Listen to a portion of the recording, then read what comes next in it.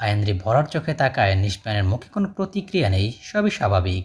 আয়েন্দ্রি চোখের পল্লব নাড়িয়ে বলল, আমার ভালো লাগে না, তাই উপরওয়ালা আমাকে পরিপূর্ণ পরিবার দিয়েছেন। প্রসন্ন হাসে আয়েন্দ্রি। আল্লাহের প্রতি শুক্রিয়া ওর উজ্জ্বল চোখে। একাধারে কথা বলতে থাকে আয়েন্দ্রি। নিষ্প্রাণ শোনা যাচ্ছে। চট করেই আয়েন্দ্রি বলল, আমি প্রশ্ন করে যাচ্ছি, তুই কিছু বল। নিষ্প্রাণ অনায়তন গলায় রয়ে শুয়ে প্রশ্ন করে। তোর ঠোঁটের লাল তিলটা কি জন্মগত? আয়েন্দ্রি থমকে যায়। তার স্থবির পদযোগগুলোর সহিত থেমে যায় নিষ্প্রাণ। কৌতূহলী চোখে তাকাতে দেখে গম্ভীর হয়ে আছে আয়েন্দ্রি। নিষ্প্রাণ অপ্রস্তুত হয়ে বলল, অ্যাকচুয়ালি নিষ্প্রাণের কথার মাঝে ফিক করে হেসে ফেলা আয়েন্দ্রি খিলখিলিয়ে বলল, এত কিছু রেখে তোর আমার ঠোঁটেই নজর পড়লো। এইটা আমার জন্মগতই। কেন? নিষ্প্রাণ অকস্মাৎ অবিশ্বাস্য কথা বলল, তোর মুখের সবচেয়ে আকর্ষণীয় জিনিস হলো তোর ওই লাল তিলওয়ালা ঠোঁট। নিষ্প্রাণের বেফাঁস কথায় হতভম্ব হয়ে যায় আয়েন্দ্রি। গোলাপি রঙের বাগান বিন্যাস মৃদু পবনে উঠছে। সবুজ রঙের পাতার ফাঁকে ফাঁকে থোকায় থোকায় সাজিয়ে রয়েছে তা। পশ্চিমা দেশ তখন অস্তাবা সূর্যের রক্তিম রঙে রঞ্জিত। থমকে যায় নিষ্প্রাণ। আয়েন্দ্রি ভ্রু কুঁচকে বলল, দাঁড়ালে কেন? নিষ্প্রাণ শান্ত গলায় বলল। তুই যা, আমি ফিরবো। আয়েন্দ্রি কপট রাগ দেখিয়ে বলল, ফিরবো কিরে? বাসার সামনে এসে চলে যাবি কেন? একরকম টেনে হিঁচড়ে নিষ্প্রাণকে বাড়ির ভেতরে নিয়ে আসে আয়েন্দ্রি। রান্নাঘর থেকে তখন ক্লান্তমুখী বেরোচ্ছিলেন ঝুমা বেগম। তাকে দেখে অস্থির হয়ে পড়ে নিষ্প্রাণ। প্রাণ খোলা হেসে আয়েন্দ্রি বলল, মা ও প্রাণ, আই মিন নিষ্প্রাণ, তোমাকে বলেছিলাম না আমাদের ডিপার্টমেন্টের টপ। আলতো আসলেন ঝুমা বেগম। নিষ্প্রাণ সাধারণ ভঙ্গিতেই তাকে সালাম প্রদর্শন করলো। আরিশা একটু দূরে দাঁড়িয়ে নিষ্প্রাণকে দেখছিল। ফর্সা মুখের শান্তশিষ্ট নিষ্প্রাণকে আরিশার কাছে একটা রোবট মনে হলো। যেন কেউ নাড়ালেই নড়বে, না হয় চুপ করে থাকবে। আরিশাকে কাছে ডেকে নেয় আয়েন্দ্রি। আর নিষ্প্রাণের সাথে পরিচয় করিয়ে দিতেই মিষ্টি হাসে। আরাস তখন বাইরে। ঝুমা বেগমকে ফটাফট কিছু খেতে দিতে বলে ফ্রেশ হতে যায় আয়েন্দ্রি। চুপচাপ হয়ে বসে আছে নিষ্প্রাণ। তার পা দুটো সমান তালে কাঁপছে। প্রায় 15 মিনিট পর এসেও আয়েন্দ্রি দেখতে পায় নিষ্প্রাণকে কিছুই খেতে দেওয়া হয়নি। মুখটা তিরিক্ষি করে রান্নাঘরে যেতেই দেখে ঝুমা বেগম নীরব দাঁড়িয়ে আছেন। আয়েন্দ্রি খড়খড়ে গলায় বলল, ওকে কিছু দাওনি কেন মা? ঝুমা বেগম সরল গলায় বললেন, বাসায় কিছু নেই, আরিশাকে নুডলস আনতে পাঠিয়েছি এলো বলে। সেই মুহূর্তে আরিশা রান্নাঘরে চৌকাট মারে ভেতরে ঢোকে। আয়েন্দ্রি ব্যস্ত গলায় বলল, থাক, তুমি যাও, আমি রান্না করছি, তুমি রেস্ট করো। ঝুমা বেগম অবিশ্বাস নিয়ে বললেন, তুই পারবি? আরে পারবো পারবো। মুখ চিপে হেসে ফেলে আরিশা। টকবগা চোখে তাকায় আয়েন্দ্রি। তার চাহনিতে বিলীন হয়ে যায় আরিশার হাসি। বাটি ভর্তি নুডলস নিষ্প্রাণের সামনে রেখে তারই পাশে বসে আয়েন্দ্রি চকচকে চোখে তাকিয়ে বলল, সরি, একটু লেট হয়ে গিয়েছে, খা। নিষ্প্রাণ বিনা বাক্য পেয়ে নুডলসের বাটি হাতে নিয়ে খেতে শুরু করে। আয়েন্দ্রি স্বস্তির নিঃশ্বাস ফেলে। আজ অন্তত খাওয়ার সময় রান্না করেছে সে। রান্নাঘর থেকে কিছু পড়ে যাওয়ার আওয়াজ কানে পৌঁছাতেই শশা ব্যস্ত হয়ে সেদিকেই ছুট লাগায় আয়েন্দ্রি। আরিশার সামনে পড়েছে নুডলস সমেত বাটি। অরুণ আলোচনায় চেয়ে রাগি করায় শাসিয়ে ওঠে আয়েন্দ্রি। এই তুই কি বাচ্চা? একটা বাটি সামলাতে পারিস না? আরিশা নাক ছিটকে বলল, ছি, কি রান্না করেছো এসব? বমি আসতেছে আমার, ইয়াক। আয়েন্দ্রির মুখটা ক্ষণপলেই পাংশুবর্ণ হয়ে যায়। বসার ঘরে এসে দেখে নিষ্প্রাণ প্রায় শেষ করে ফেলেছে নুডলস। অধৈর্য পায়ে এগিয়ে এসে ছো মেরে তার হাত থেকে বাটি ছিনিয়ে নিয়ে এক চামচ মুখে দিতে গা গুলিয়ে আসে আয়েন্দ্রির। নাক উঁচু করে বলল, পাগল হয়েছিস? কি খাচ্ছিস এগুলো? নিষ্প্রাণ সতেজ হাসে মিষ্টি গলায় বলল, এর চেয়ে ভালোবাসাপূর্ণ খাবার আমি অনেক দিন খাই না। আসি। দম মেরে দাঁড়িয়ে থাকে আয়েন্দ্রি। হয়তো নিজের পরিবারকে মিস করছে নিষ্প্রাণ, তাদের ভালোবাসাকে মিস করছে, মায়ের হাতের খাবারকে মিস করছে। আনিশার ফিসেল কণ্ঠ, হিরোর মতো ছেলেটাকে জিরো বানিয়ে দিলে আপু। বাবা, নিষ্প্রাণ ভাইয়া গিল্লু কি করে এসব? আমি শুনেছি কেউ কাউকে ভালোবাসলে নাকি তার সব কিছুই ভালো লাগে। আয়েন্দ্রের হাতটা ঝাঁকিয়ে তুলে আদরে গলায় পুনরায় বলল আরিশা, আপু, তোমার যদি পছন্দ না হয় তাহলে আমাকে দিয়ে দাও নিষ্প্রাণ ভাইয়াকে। আম্মু বলেছে তোমার চেয়ে আমি ভালো রান্না করতে পারি। আয়েন্দ্রি খেকিয়ে উঠে বলল, মারবো এক ঠাটিয়ে চর, যা এখন থেকে। ক্লাস শুরুর আগে এক দফা হয়ে যায় আয়েন্দ্রিদের। আজ পেছনের বেঞ্চে পাশাপাশি বসে আছে আয়েন্দ্রি আর নিষ্প্রাণ। নিষ্প্রাণের বাম দিকে লো বেঞ্চে পা রেখে হাই বেঞ্চে বসে আছে সীমান্ত। তাদের সামনের বেঞ্চ থেকে পেছন দিকে ফিরে বসেছে প্রাবিশ। কুসুম বসেছে পাশের সারির বেঞ্চের কোনায়। প্রাবিশের গার্লফ্রেন্ড জাহ্নবীর নিয়ে কথা হচ্ছে। প্রাবিশ থেকে 2 বছরের বড় জাহ্নবী বর্তমানে একটা কিন্ডার গার্ডেনে জব করে। প্রাবিশের বোনের মেয়ে সেই কিন্ডার গার্ডেনে পড়ে আর ওকে বাসায় টিউশনও দেয়। সেই সুবাদে বোনের বাড়ি বেড়াতে গিয়ে পরিচয় জাহ্নবীর সাথে প্রাবিশের। সীমান্ত বকরুক্তি করে বলল, মামা বিয়ার সময় আবার না তোমার বাপ কয় মাইয়া আমার খালার বয়সী, তারে আমার পোলার লগে বিয়া দিমু না, তখন আশপাশে আমার খুঁজিস না। আমার আবার বয়স্ক মাইয়া দিয়া চলতো না, কচি টসটসা লাগবো। প্রাবিশ ধাম করে এক চাপড় বসিয়ে দেয় সীমান্তের কাঁধে। কুসুম কিক কিক করে হেসে বলল, আরে প্রবেশ বুদ্ধিমানের কাজ করেছে। নিজের চেয়েও বয়সে বড় মেয়ে হলে আদরের সাথে শাসনও পাওয়া যায়, বুঝলি? তুসিস গ্রেট হো মামা। সীমান্ত চরম অবাক হয়ে বলল, আরে প্রবেশপত্র এসব ভাই ভাই কাম করছস কস কি? আমি চিন্তা করতেছি বাসুর রাইতে তুই বিড়াল মারবি নাকি বৌদিরে দিয়া মারবি। I am confused. প্রাবিশ অসহনীয় গলায় বলল, শালা তুই চুপ করবি? লাভ নাই মামা, আমার কোনো বোন নাই, তোর কপাল খারাপ। সকলের কথার মাঝখানে অদ্ভুত কথা বলে ফেলল নিষ্প্রাণ। তোর বেলি ফুল পছন্দ? আচমকা নিষ্প্রাণের এই প্রশ্ন দ্বিধান্বিত হয় আয়েন্দ্রি। সরস গলায় বলল, হ্যাঁ, তুই কি করে জানলি? নিষ্প্রাণ ভাবাবেগ ছাড়াই বলল। এমনি। সীমান্ত পেয়ে যায় আরেক চান্স। সন্দিহান গলায় বলল, নিষ্প্রাইনার তোর মতলব তো ভালো না। আন্দির উপর কালা জাদু করছস, তুই জানাস কেমনে আন্দির বেলি ফুল পছন্দ? সকলের কৌতূহলী দৃষ্টি আয়েন্দ্রির উৎসুকতা তরতর করে বাড়ছে। সে তো কখনোই তার পছন্দ অপছন্দের কথা নিষ্প্রাণকে বলেনি। তাহলে? নিষ্প্রাণ হালকা করে মাথাটা হেলিয়ে আয়েন্দ্রির কানের কাছে নিয়ে ফিসফিস করে বলল, তোর গায়ের ঘ্রাণ বেলি ফুলের মতো। নিষ্প্রাণের এই শান্ত শীতল কথা জমাট বেঁধে যায় আয়েন্দ্রি। অক্ষিপল্লব প্রশস্ত করে নিষ্প্রাণের দিকে তাকাতে রহস্য হাসে নিষ্প্রাণ। তখনই ক্লাসে প্রবেশ করে কমলক্রান্তি। সবাইকে যার যার জায়গায় চলে যায়। আয়েন্দ্রি উঠতে নিলে নিষ্প্রাণ মোলায়েম গলায় বলল, এখানেই বস। হুম, পেছনে বসতে আমার ভালো লাগে না। চোখে হাসে নিষ্প্রাণ। আবেশিত গলায় বলল, তাহলে চল, আজ তোর সাথেই বসবো। নিষ্প্রাণ উঠে গিয়ে সামনের বেঞ্চে আয়েন্দ্রির পাশে বসে। স্যারের দিকে নয়, আয়েন্দ্রির পূর্ণ মনোযোগ নিষ্প্রাণের দিকে। কি বলল তখন সে? আয়েন্দ্রির দিকে একটা স্কেচ এগিয়ে দেয় নিষ্প্রাণ। তারই স্কেচ। আয়েন্দ্রি অবাক হয় তার ঠোঁটের সেই লাল তিলকে হাইলাইট করা হয়েছে। পাশে সুন্দর করে লেখা ধ্রুবতারা। আয়েন্দ্রির নিষ্কম্প ব্যাকুল চাহনি। চোখটা স্যারের দিকে আবদ্ধ রেখে মাথা কিঞ্চিত হেলিয়ে দেয় আয়েন্দ্রির দিকে নিষ্প্রাণ। আলতো গলায় বলল, আমি যদি তোর প্রাণ হই তাহলে তুই আমার ধ্রুব তারা, যে তারা তার জায়গা পরিবর্তন করে না, স্থির থাকে। আমার জীবনের সবচেয়ে বড় সত্য তুই, যার স্থান কখনো পরিবর্তন হবে না। তাই তুই আমার ধ্রুব তারা। অবিশ্বাস্য চোখে তাকিয়ে নিষ্প্রাণের প্রতিটি শব্দ শ্রবণ করে আয়েন্দ্রি। একটা বিশাল পোর্ট্রেটের সামনে দাঁড়িয়ে আছেন একজন বৃদ্ধ। বয়স তার 75-এর ঊর্ধ্বে। সফেদ পাঞ্জাবি আর শুভ্র দাড়িতে তাকে শুভ্র আকাশ মনে হচ্ছে। গোলাপি ফর্সা মুখটাতে এখনও যৌবনের জৌর শুকিয়ে দিচ্ছে। পেছনের দিকে এক হাতের পাঞ্জার উপরে আরেক হাতের পাঞ্জা রেখে দৃঢ় হয়ে অপলক চেয়ে আছেন সেই পোর্ট্রেটের মানবের দিকে। প্রায় ডজনখানেক মানুষের প্রতিচ্ছবি। একটা শীতল দীর্ঘশ্বাস বেরিয়ে আসে রজন শিকদারের বুক চিরে। পোর্ট্রেটের সামনে থেকে সরে এসে বিশাল ঘরটার এই প্রান্ত থেকে ওই প্রান্তে বার কয়েক পাইচারি করেন তিনি। 25x22 দৈর্ঘ্য প্রস্থের কক্ষের বিশাল জানালায় উঠছে শুভ্র রঙের পাতলা ফিনফিনে পর্দা। নরম রোদের মিষ্টি আলো ঝুলে আছে গ্রিলে, তা চুয়ে চুয়ে ভিতরে আসছে। সেই সাথে মৃদু সমীরণে উঠছে সেই পর্দা। জানালার পাশে রাখা আরাম কেদারায় বসলেন রাজন শিকদার। পুরো সফেদ রঙের ক্রয়ের নিচে দুটো জলজলে চোখ, যাতে রয়েছে তেজস্বিতা। নিমিলিত চোখে ছোট্ট শ্বাস ফেললেন রাজন শিকদার। আরাম কেদারা দুলে উঠল। রাজন শিকদার জানালা দিয়ে আসা স্নিগ্ধ সমীরণে শ্বাস নিতে লাগলেন। প্রশান্তিতে তার পুরো অধরে বিস্তৃত হলো হাসি। অমিলিত চোখে চাইলেন সামনের ব্যক্তিটির দিকে। চমৎকার হাসলেন তিনি। সামনের ব্যক্তি অনুগত সহচারীর মতো মাথা নিয়ে কুর্নিশ করলেন। বিগলিত গলায় বললেন, সুপ্রভাত জনাব। রাজন শিকদার অমায়িক হেসে বললেন, সুপ্রভাত। রাশেদ চোখে হাসলেন। অতল স্পর্শী মায়ায় বললেন, ভালো, আপনি কেমন আছেন? রাজন শিকদার একটু উঁচু হয়ে বসলেন। জানালার দিকে চোখ ফেলতে দেখলেন কদম গাছটায় থোকায় থোকায় কদম ধরে আছে।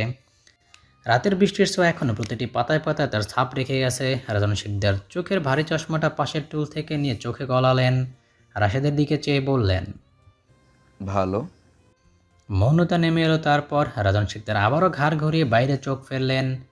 এখান থেকে যতদূর দেখা যায় তার একমাত্র অধিপতি তিনি, এবং তার অবর্তমানে তার একমাত্র নাতি নিষ্প্রাণ মন্তাসির, যে এখন পর্যন্ত জীবিত।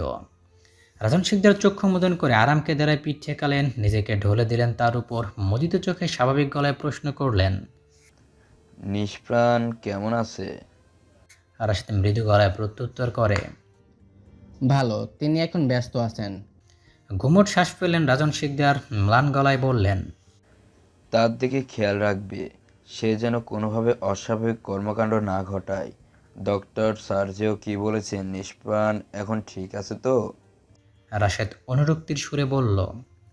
জি জনাব, তিনি বলেছেন লাস্ট টাইম তার সকল রিপোর্ট পজিটিভ ছিল।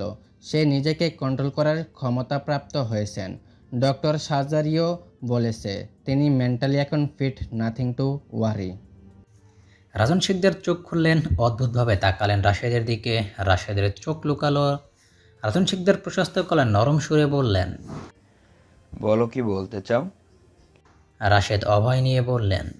তাদের বন্ধুমহলে একজন এসেছে। মেয়েটির প্রতি তার উল্লেখযোগ্য প্রতিক্রিয়া চোখে পড়েনি আমার। রাজন শিকদার অধৈর্য হলেন, তরাক করে উঠল তার মস্তিষ্ক। তারা নিয়ে বলল। কি বলতে চাও ক্লিয়ার করে বলো। জনাব ক্ষমা করবেন, মেয়েটির নাম আয়েন্দ্রিনী। বাবা একটা প্রাইভেট কোম্পানিতে চাকরি করে, মা সাধারণ গৃহিণী, ছোট ভাই নিউ 10-এর স্টুডেন্ট, আর তার বোন 8ম শ্রেণীর পড়ুয়া। খুবই সাদামাটা জীবনধারা তাদের। মেয়েটি তার ডিপার্টমেন্টেই অধ্যয়নরত। রাজন শিকদার উৎকণ্ঠিত হয়ে বললেন। তুমি তাকে দেখেছো? কোন স্পেশালিটিস? না জনাব, অত্যন্ত সাধারণ মেয়েটি। রাজন শিকদার উঠে দাঁড়ালেন, জানালার গ্রিলের ফাঁকে চোখ খুলিয়ে দূরের আকাশের দিকে তাকিয়ে বললেন। সে যেন আর কোনো ভুল না করে। ডক্টরের সাথে পুনরায় যোগাযোগ করো, তাকে বলবে সে যেন আবার স্টাডি করে নিষ্প্রাণকে। সে কি আসলেই সুস্থ? প্রভুভক্ত ভৃত্যের মাথা নেড়ে সম্মতি দিলেন রাশেদ। জি জনাব। রাজন শিকদার বৃষ্টি স্নাত আকাশ দেখতে লাগলেন। সারা রাতের বৃষ্টিতে আকাশ ঝকঝকে পরিষ্কার, শুভ্র মেঘের ওড়াউড়ি, নীলাভ আকাশের বুক চিরে তার রাজত্ব। শহীদ মিনারের সিঁড়ির উপরে ক্ষুণ্ণ মনে বসে আছে আয়েন্দ্রি। আশেপাশের কোলাহল তার কর্ণরদ্ধে কোনো কিছুর প্রতিধ্বনি সৃষ্টি করল না। টুক করে তার পাশে এসে বসে সীমান্ত গটগট করে হেসে বলল। কিরে আন্দি, এনে বইসা আসুস কেন? ভ্রুকুটি করে আয়েন্দ্রি নিষ্প্রভ গলায় বলল। কিছু না। প্রাবিশ কোথায়? আলাপ মারতেছে বৌদির লাগে। তুই এমন মুখটারে লইট্টা মাছের মতো কইরা রাখছস কেন? আয়েন্দ্রি দ্বিধান্বিত, তার মনের উচ্চাটন সে বুঝতে পারছে না। তৎক্ষণাৎ উদয় হয় প্রাবিশের। আয়েন্দ্রির পাশ ঘেঁষে বসে বলল। কি হয়েছে তো? আয়েন্দ্রি একটু ধাতস্থ হলো, স্বাভাবিক হয়ে বলল। তোদের একটা কথা বলবো। সীমান্ত ঠেটানো গলায় বলল। কবি তো কবি, এত ঢং করার কি আছে? তোগো মাইয়া মানুষের এই রং ঢং আমার এক্কেরে ভালো লাগে না। আয়েন্দ্রি ভ্রু উঁচু করে চাইতেই প্রাবিশ বলল। চুপ কর, বল কি বলবি। আয়েন্দ্রি দ্বিধা নিয়ে রইস হয়ে বলল। প্রাণ আজকাল কেমন অদ্ভুত ব্যবহার করছে। তুই জানিস ও আমাকে। আয়েন্দ্রির কথা শেষ হওয়ার আগে হুহা করে বাতাস কাঁপিয়ে হেসে ওঠে সীমান্ত। প্রাবিশ মুচকি হাসে। আয়েন্দ্রি ভীতু চোখে তাকিয়ে বলল। হাসছিস কেন তোরা? সীমান্ত হো করে হেসে বলল। ওরে কেউ আমারে মাইরালা। আন্দি ভাবছে নিষ্প্রাণ ওরে প্রেমের প্রস্তাব দিছে। তোরা মাইয়ারাও পারোসো। পোলারা একটু প্রেমের কথা কইলেই গইলা যাস, কোনো পার্সোনালিটি নাই তোগো। এর লাইগা আই হেট তোগো মতো মাইয়া। আয়েন্দ্রি তপ্ত চোখে তাকায়, রাগান্বিত গলায় বলল। কি বলছিস তুই? Happy birthday. নিষ্প্রাণের মিষ্টি কণ্ঠে উঠে দাঁড়ায় আয়েন্দ্রি। হৃদয় গলানো হাসে নিষ্প্রাণ। অবাক চোখে তাকায় আয়েন্দ্রি। পাশ থেকে তার সব বন্ধুরা সমস্বরে বলে ওঠে। Happy birthday Andrea. আয়েন্দ্রি বিস্মিত নয়নে সবাইকে দেখে। আজ তার জন্মদিনটা ভরে বসে আছে সে। খলকলি হেসে ওঠে আয়েন্দ্রি, বন্ধুদের সাথে উষ্ণ আলিঙ্গন করে। প্রাবিশ কুটকুট করে হেসে বলল। ডোন্ট ওয়ারি আয়ু বেবি, ওইটা নিষ্প্রাণের জন্য ডেয়ার ছিল, নাথিং এলস। প্রাবিশের কথায় সবাই সম্মতি দেয়। আয়েন্দ্রি চূড়ান্ত অবাক হয়। সীমান্ত খটখটিয়ে বলল। হরে আন্দি, কান দিস না তুই। কী ভাবছিলে আর কি হইল? নিষ্প্রাণারে ডেয়ার দিছিলাম তোরে প্রেম ছন্দ শুনাইতে। আন্দির ঘরে আন্দি 2টা লাইন না কইতেই তুই তো শেষ। তোর রাইতের ঘুম হারাম। আয়েন্দ্রি একরাশ বিরক্তি নিয়ে বলল। বেয়াদব ছেলে কোথাকার। দুমদুম করে সীমান্তের পিঠের উপরে কয়েকটা তাল পড়ল, মুচকি হাসে নিষ্প্রাণ। আয়েন্দ্রির হাতের কয়েকটা জোরালো কিলকে হাঁপিয়ে ওঠে সীমান্ত, হাঁপানো গলায় বলল। অনেক মারছো সান্দি, আজ তোর পয়দা দিব, ট্রিট দে এইবার। ভূত দেখার মতো চমকে ওঠে আয়েন্দ্রি। সেরেছে, তার তো মনে নেই আজ তার জন্মদিন। আর সীমান্ত ছাড়ার পাত্রও নয়, টাকাও আনা হয়নি। অনেক গড়িমসি করে সীমান্তর ছোড়া তীর থেকে বাঁচতে পারল না আয়েন্দ্রি। আত্মসমর্পণ করে বলল। ওকে, তোরা দাঁড়া, আমি আসছি। ত্রিনাকে নিয়ে ফিনান্স ডিপার্টমেন্টের দিকে হাঁটা ধরে আয়েন্দ্রি। দরজার মুখে তাকে দেখে নির্লিপ্ত হাসে স্মারক। আয়েন্দ্রিকে দেখে উঠে বসে আসে সে। কমন রুমে বসেছিল অন্যান্য শিক্ষকদের সাথে স্মারক। ত্রিনার মোবাইল বেজে উঠতে সে সরে দাঁড়ায়। ইতস্তত করে আয়েন্দ্রি, তবুও বন্ধু মহলের সম্মান রক্ষার্থে নিজের সমস্যার কথা স্মারককে জানায়। স্মারকের অধর কোণে মোলায়েম হাসি। ওয়ালেট থেকে 1000 টাকার দুটো নোট বের করে আয়েন্দ্রিকে দেয়। আয়েন্দ্রি মিষ্টি হাসে। কাল তাকে ধারকৃত টাকা ফেরত দিবে বলে প্রতিজ্ঞা করে। স্মারক সরশেষে বলল। লজ্জা মিশ্রিত হাসে আয়েন্দ্রি, শান্ত গলায় বলল। বেঁচে থাকলে শোনাবো। আসি স্যার, ওরা সবাই আমার জন্য ওয়েট করছে। টাকা নিয়ে ফিরতে বন্ধুমহলে উন্মাদনার সৃষ্টি হয়, কিন্তু হাসি নেই নিষ্প্রাণের কোমল মুখটায়। সীমান্তের করা প্রশ্নে জানতে পারে আয়েন্দ্রি টাকা ধার করে এনেছে স্মারকের কাছ থেকে। তা নিয়েও হাসি ঠাট্টার রোল পড়ে যায়। আয়েন্দ্রির নীরবতা নিষ্প্রাণের চোখে মুখে অগ্নিকুণ্ড জ্বালিয়ে দেয়। সীমান্ত একটা ধারাস কিল মেরে বলল। চল নিষ্প্রাণ না, জান্দির পয়দা দিবস, তোরে পেট ভইরা আপন কফি হাউসের 7 রঙা চা খাওয়ামো। নিষ্প্রাণ আয়েন্দ্রির চোখের দিকে নিমেষহীন চোখে বজ্র গলায় বলল। না, তোরা যা, আমি বাসায় যাচ্ছি। নিষ্প্রাণ কাউকেই সুযোগ দিল না। লম্বা লম্বা পা ফেলে চলতে শুরু করে। তার মস্তিষ্কে যন্ত্রণা শুরু হয়েছে, হাতের রগ ফুলে উঠতে শুরু করেছে। রাগে দু চোখে জমেছে জল। দাঁতের উপরে দাঁত চেপে ধরে পা দুটো চালাচ্ছে সে। 5 জোড়া কৌতূহলী চোখে চেয়ে আছে নিরবধি নিষ্প্রাণের যাওয়ার পানে। অবিচ্ছিন্নভাবে চোখে মুখে পানি ছিটাচ্ছে নিষ্প্রাণ। জোরে জোরে শ্বাস নেওয়ায় ভয়ঙ্কর শব্দের সৃষ্টি হচ্ছে। নিজেকে তার কোনো হিংস্র দানব মনে হচ্ছে। ইচ্ছে করতে সমস্ত পৃথিবীকে গুঁড়িয়ে দিতে, যেমনটা সে তার 10 বছর বয়সে করেছে। সে আগুনের লেলিহান শিখা জ্বলন্ত মানুষের আহাজারি আজও নিষ্প্রাণের কানে বাজে। সেই পোড়াগন্ধ আজও তার ঘ্রাণেন্দ্রিয়তে ধাক্কা মারে। বালতির দুপাশে হাত থেকে উপর হয়ে পানির দিকে চেয়ে থাকে নিষ্প্রাণ। টলটলে স্বচ্ছ পানিতে তার ভেজা মুখটা পরিষ্কার দেখতে পাচ্ছে সে। নাকের ডগা কপাল চুয়ে, আর অদর থেকে ঝুলন্ত পানির টুপটুপ নিঃসরণ। নিষ্প্রাণ গভীর দৃষ্টিতে তাকিয়ে আছে তার নিজ চোখের প্রতিবিম্বতে। মুখ থেকে পানি গড়িয়ে পড়তেই তা এলোথেলো হয়ে যায়, আবার শান্ত হয়। নিষ্পলক চেয়ে আছে নিষ্প্রাণ। দরজায় করাঘাত পড়তে সপ্রতিভ হয় সে। কর্কশ আওয়াজে শোনা যায়। ভেতরে ক্যাডা? এত সময় লাগে কেন? নিষ্প্রাণ নিজের সুপ্ত রাগকে প্রশমিত করে। স্বাভাবিক হয়ে দরজা খুলে বেরিয়ে সৌজন্যসূচক হেসে বলল। ক্ষমা করবেন। বৃদ্ধ লোকটি অদ্ভুতভাবে তাকালো, খিস্তি মেরে বলল। এত সময় ধইরা কি করো মিয়া? নিষ্প্রাণ জবাব দিল না। নির্বিঘ্ন চিত্তে সরে আসে। এই মেসে অনেক মানুষের বাস। বৈচিত্র্য রয়েছে ভাষায়, ব্যবহার আর ধর্মে। দেশের শেষের সীমান্ত থেকে অনেক কাজের খোঁজে আসে এই ইট পাথরের শহরে। তাদের ঠাঁই হয় 1000 টাকার এই মেসে। একগাদা মানুষের সাথে ঠেসাঠেসি, চোখাচোখি, এমনকি মারামারি করেও টিকে থাকতে হয় এই শহরে। ঘরে এসে ঘামে ভেজা শার্টটা খুলে পড়ার টেবিলের কার্নিশে ছড়িয়ে দেয় নিষ্প্রাণ। কপালের 2 পাশে প্রচণ্ড যন্ত্রণা হচ্ছে। হাতে থাকা গ্লাসটা বিছানার এক পাশে রেখে লম্বালম্বি শুয়ে পড়ে। চোখের পাতা বুঝে নেয় নিষ্প্রাণ। নিমিলিত আঁখিতে তার ভাষা ভাষা সেই হাসি, সেই ঠোঁট, সেই লাল তিল, আর সেই কণ্ঠ, বিয়ে করবি আমায়। নিষ্প্রাণের দেহ অচেতন হয়ে পড়ে, হয়তো ঘুমিয়ে পড়েছে। খানিক পরে মোবাইলের অস্বস্তিকর ভাইব্রেশনের শব্দ। অমিলিত চোখে তাকাতেই দেখে সীমান্তের নামটা মোটা অক্ষরে দৃশ্যমান। নিষ্প্রাণ কল রিসিভ করে সাথে সাথে কথা বলল না। সীমান্ত চওড়া গলায় বলে ওঠে। নিষ্প্রাণ না, এত ভাবলস কেন? নাম নিছে। নিষ্প্রাণ ফিকে গলায় বলল। কেন? আন্দির বাসায় যামু, তোর লাইগা শালা ট্রিট মিস হইয়া গেল। নিষ্প্রাণের ভুরুজোড়া ক্ষণ পরেই কুঞ্চিত হয়। কপালের মাঝ বরাবর দুটো সরু ভাঁজ উবে ওঠে। সন্দিহান গলায় প্রশ্ন করে। কেন? ওর বাসায় যাবি কেন? সীমান্ত চরম বিরক্তি নিয়ে বলল। এক ঠাটায় চড় মারমু গালের 2 আঙ্গুল নিছে। এত প্রশ্ন করস কেন? নামতে কইছি নাম, নাইলে তোর ওই গুপ্ত ঘরে ঢুইকা পড়মু কইতাছি। নিষ্প্রাণ কখনোই তার বন্ধুদের নিজের মেসে আনে না। ভার্সিটি আসার প্রথম সপ্তাহে ভালো বন্ধুত্ব হয় সীমান্তের সাথে। সীমান্তের লাগাম ছাড়া কথাবার্তার মাঝে মাঝে বিরক্ত হলো তার ভেতরকার সরল মনের মানুষটিকে আপন মনে হয় নিষ্প্রাণের। প্রাবেশের সাথে কথা হয় মাস 3 পর। তাদের রেজিস্ট্রেশন ফি জমা দিতে প্রায় ঘন্টাখানেক দাঁড়িয়ে থাকে নিষ্প্রাণ। প্রাবেশের সহায়তা সেদিনকার মতো সেই অপেক্ষা থেকে নিষ্কৃতি পায় সে। এভাবেই শুরু হয় তাদের বন্ধুত্বের সুরের তাল। প্রাবেশের সীমান্তের সাথে ডিপার্টমেন্টের অন্যান্য স্টুডেন্টদের একটা অমায়িক সম্পর্ক থাকলেও নিষ্প্রাণের সাথে সেই সম্পর্ক তার কাটার মতো সব সময় তাকে বিঁধে যায়। নিচে নেমে এসে নরবরে গেটের সামনে দাঁড়ায় নিষ্প্রাণ। সীমান্তর প্রাবেশ সেখানে দাঁড়িয়ে আছে। নিষ্প্রাণ বুকে একটা ধাক্কা কিল মেরে গর্জে ওঠে সীমান্ত। ঢং করস, আইয়া পড়লি কেন এমনি? নিষ্প্রাণ স্বাভাবিক গলায় উত্তর দেয়, ভালো লাগছিল না। তোরা কেন এসেছিস? আন্দির মা সবাইরে যাইতে কইছি, চল। নিষ্প্রাণ সন্দিগ্ন চোখে তাকিয়ে বলল, কেন? এত কথা কইতে পারুম না, চল। আয়েন্দ্রির মা ঝুমা মেয়ের জন্মদিন উপলক্ষে তার বন্ধুদের খাওয়ার ব্যবস্থা করেন। সীমান্ত চিলমুড়ি খেয়ে যাচ্ছে। খাওয়া দাওয়ায় তার বাস বিচার নেই। প্রবেশের জন্য আলাদা রান্না করেছে ঝুমা, কষা মুরগির মাংস আর সর্ষে ইলিশ। ভুনা গরুর মাংস পেয়ে আর কিছু দেখল না সীমান্ত। আর নিষ্প্রাণের খাওয়ার দিকে তাকিয়ে মুচকি হাসে আরিশা। খাওয়াতে অনীহা না থাকলেও আগ্রহ দেখাচ্ছে না তার।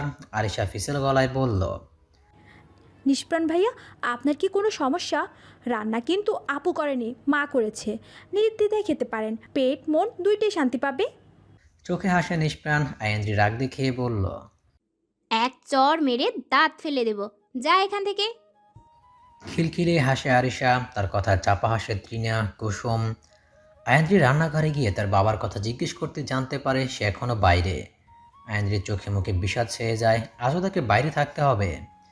নিজের মোবাইল নিয়ে কল করতে গেলে টুক করে তা শাটডাউন হয়ে যায়। আয়েন্দ্রি বিপাকে পড়ে। ড্রয়িং রুমে এসে সীমান্তের কাছে মোবাইল চাইতেই সে বলে ব্যালেন্স নেই। আয়েন্দ্রি আগ্রহী চোখে তাকায় নিষ্প্রাণের দিকে। তার থেকে মোবাইল নিয়ে স্ক্রিনে তাকাতে আচম্বিত হয় আয়েন্দ্রি। পুরো স্ক্রিন জুড়ে এক অদ্ভুত ওয়ালপেপার। আয়েন্দ্রির কেমন অস্বস্তি হলো। মনে হলো এটা তারই পরিচিত কিছু। আয়েন্দ্রির হাত চলে যায় তার ওষ্ঠ ধরে। তার গাঢ় তিলের এক স্পষ্টত ছবি যা নিষ্প্রাণের মোবাইলের স্ক্রিন জুড়ে। আয়েন্দ্রি আস্তে তাকায় নিষ্প্রাণের দিকে। নিষ্প্রাণের অধরে খেলে যাচ্ছে মিষ্টি হাসি। সে হাসিতে প্রাণহানি, মায়া, চোখে রয়েছে খুন হয়ে যাওয়ার তীব্র অভিপ্সা। চট করে আয়েন্দ্রির মস্তিষ্কে নিউরনে খেলে যায় গোলযোগ। নিষ্প্রাণের কল লিস্ট চেক করতে জল চোখে দেখতে পায় ধ্রুবতারা নাম দিয়ে সেভ করা তার নাম্বার।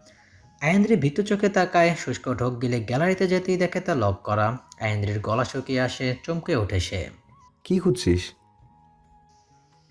আয়েন্দ্রি জড়ানো গলায় বলে, কি কি কি- কি- কিছু না, তোর মোবাইল নে। নিষ্প্রাণ স্বাভাবিক হাসে, মোবাইলটা নিয়ে পকেটে ঢুকিয়ে ফেলে বিনা সংকোচে। আয়েন্দ্রির উদ্বিগ্ন চাহনি, কোমল হাসে নিষ্প্রাণ। হাতের মুঠ উন্মোচন করে দৃঢ় দৃষ্টিপাত করে আয়েন্দ্রির ঠোঁটে। সরল কণ্ঠে বলল, এটা তোর জন্য। Happy birthday. নিষ্প্রাণের হাতে ঝুলে আছে অ্যান্টিক রঙের একটা চেন। চেনের সাথে একটা তারকাকৃতির লকেট, যার মধ্যখানে সফেদ রঙের পাথর। আয়েন্দ্রি হাতে নিয়ে বিস্মিত চোখে দেখে। অনুরাগী গলায় বলে ওঠে নিষ্প্রাণ। গলায় পরে দেখ, ভালো লাগবে তোকে। আয়েন্দ্রি নিষ্পৃহ গলায় বলল, পরে এখনই গলায় পরে নে, আমি দেখি কেমন লাগছে তোকে। নিষ্প্রাণের আকুটে কণ্ঠ আয়েন্দ্রির মনে ভয়ের উদ্বেগ ঘটায়। খাওয়া শেষ করে প্রাবিশ এসে দাঁড়ায় নিষ্প্রাণের পাশে। তার কাঁধে হাত রেখে বলল, এত করে যখন বলছো গলায় পরে নে। আয়েন্দ্রি শুষ্ক চোখে তাকিয়ে চেনটা গলায় পরে নেয়। প্রসন্ন হাসে নিষ্প্রাণ। লকেটের মাঝেই সেই সফেদ রঙের পাথরের নিচে লাগানো একটা মাইক্রোচিপ, যার মাধ্যমে আয়েন্দ্রির সশব্দে ফেলা নিঃশ্বাসটাও পৌঁছে যাবে নিষ্প্রাণের কর্ণরদ্ধে, যে আয়েন্দ্রিকে প্রতিটি ক্ষণ নিষ্প্রাণের প্রাণস্পন্দন করে রাখবে। একদলা বৃষ্টি মাথায় করে ধানমন্ডির একটি কফি হাউসের ছাউনিতে সে থামে নিষ্প্রাণ। একজন 40 ঊর্ধ্ব ভদ্রলোক দাঁড়িয়ে আছেন। তার সামনে দাঁড়িয়ে বিগলিত হাসে নিষ্প্রাণ। ঝমঝমিয়ে নবমণ্ডলের বুক চিরে ঝরছে অশ্রুজল। তাতেই অবগাহনে মত্ত ধরিত্রী মাতা। থই থই জলে নিমগ্ন চারপাশ। সমান্তরাল সড়কপথ থেকে একটু উঁচুতে অবস্থিত কফি হাউসের ছাউনির খাস কাটা টিন বেয়ে পড়ছে জল। তাতে অদ্ভুত মাদক ভরা শব্দ। এক পাশ দিয়ে বেড়ে ওঠা কুঞ্জলতা লাল সবুজে আচ্ছাদিত টিনের চালে বৃষ্টির শব্দে মনে হচ্ছে মন খোলে আজ নৃত্য করছে বৃষ্টির দল। টিন থেকে ঝরে পড়া পানি ভূমিতে পতিত হয়ে ছলকে ওঠে। ছাইরঙা ব্লেজার পরিহিত ভদ্রলোক কোমল হাসলেন। হাসি হাসি মুখে শুধালেন, কেমন আছেন? নিষ্প্রাণ প্রাণবন্ত হেসে উত্তর করে। ভালো, আপনি? জি, ভালো। নিষ্প্রাণ নমনীয় চোখে চেয়ে কৌতূহলী গলায় বলল। কেন ডেকেছেন? ভদ্রলোক নিগুড় চোখে চেয়ে বললেন। রাশিদ সাহেব আমাকে পাঠিয়েছেন। চকিতেই ভ্রুকুঞ্চি করে নিষ্প্রাণ জিজ্ঞাসু গলায় বলে। কেন?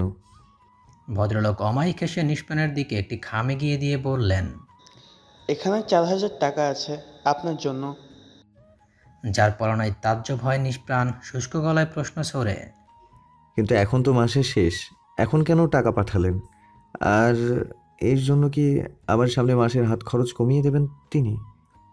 ভদ্রলোক চোখে হাসলেন, মৃদু স্বরে বললেন। না, এটা এই মাসের জন্যই, আপনি নিতে পারেন। নিষ্প্রাণ প্রফুল্ল চিত্তে খামটা চট করে নিয়ে নিল, সানন্দে বলল।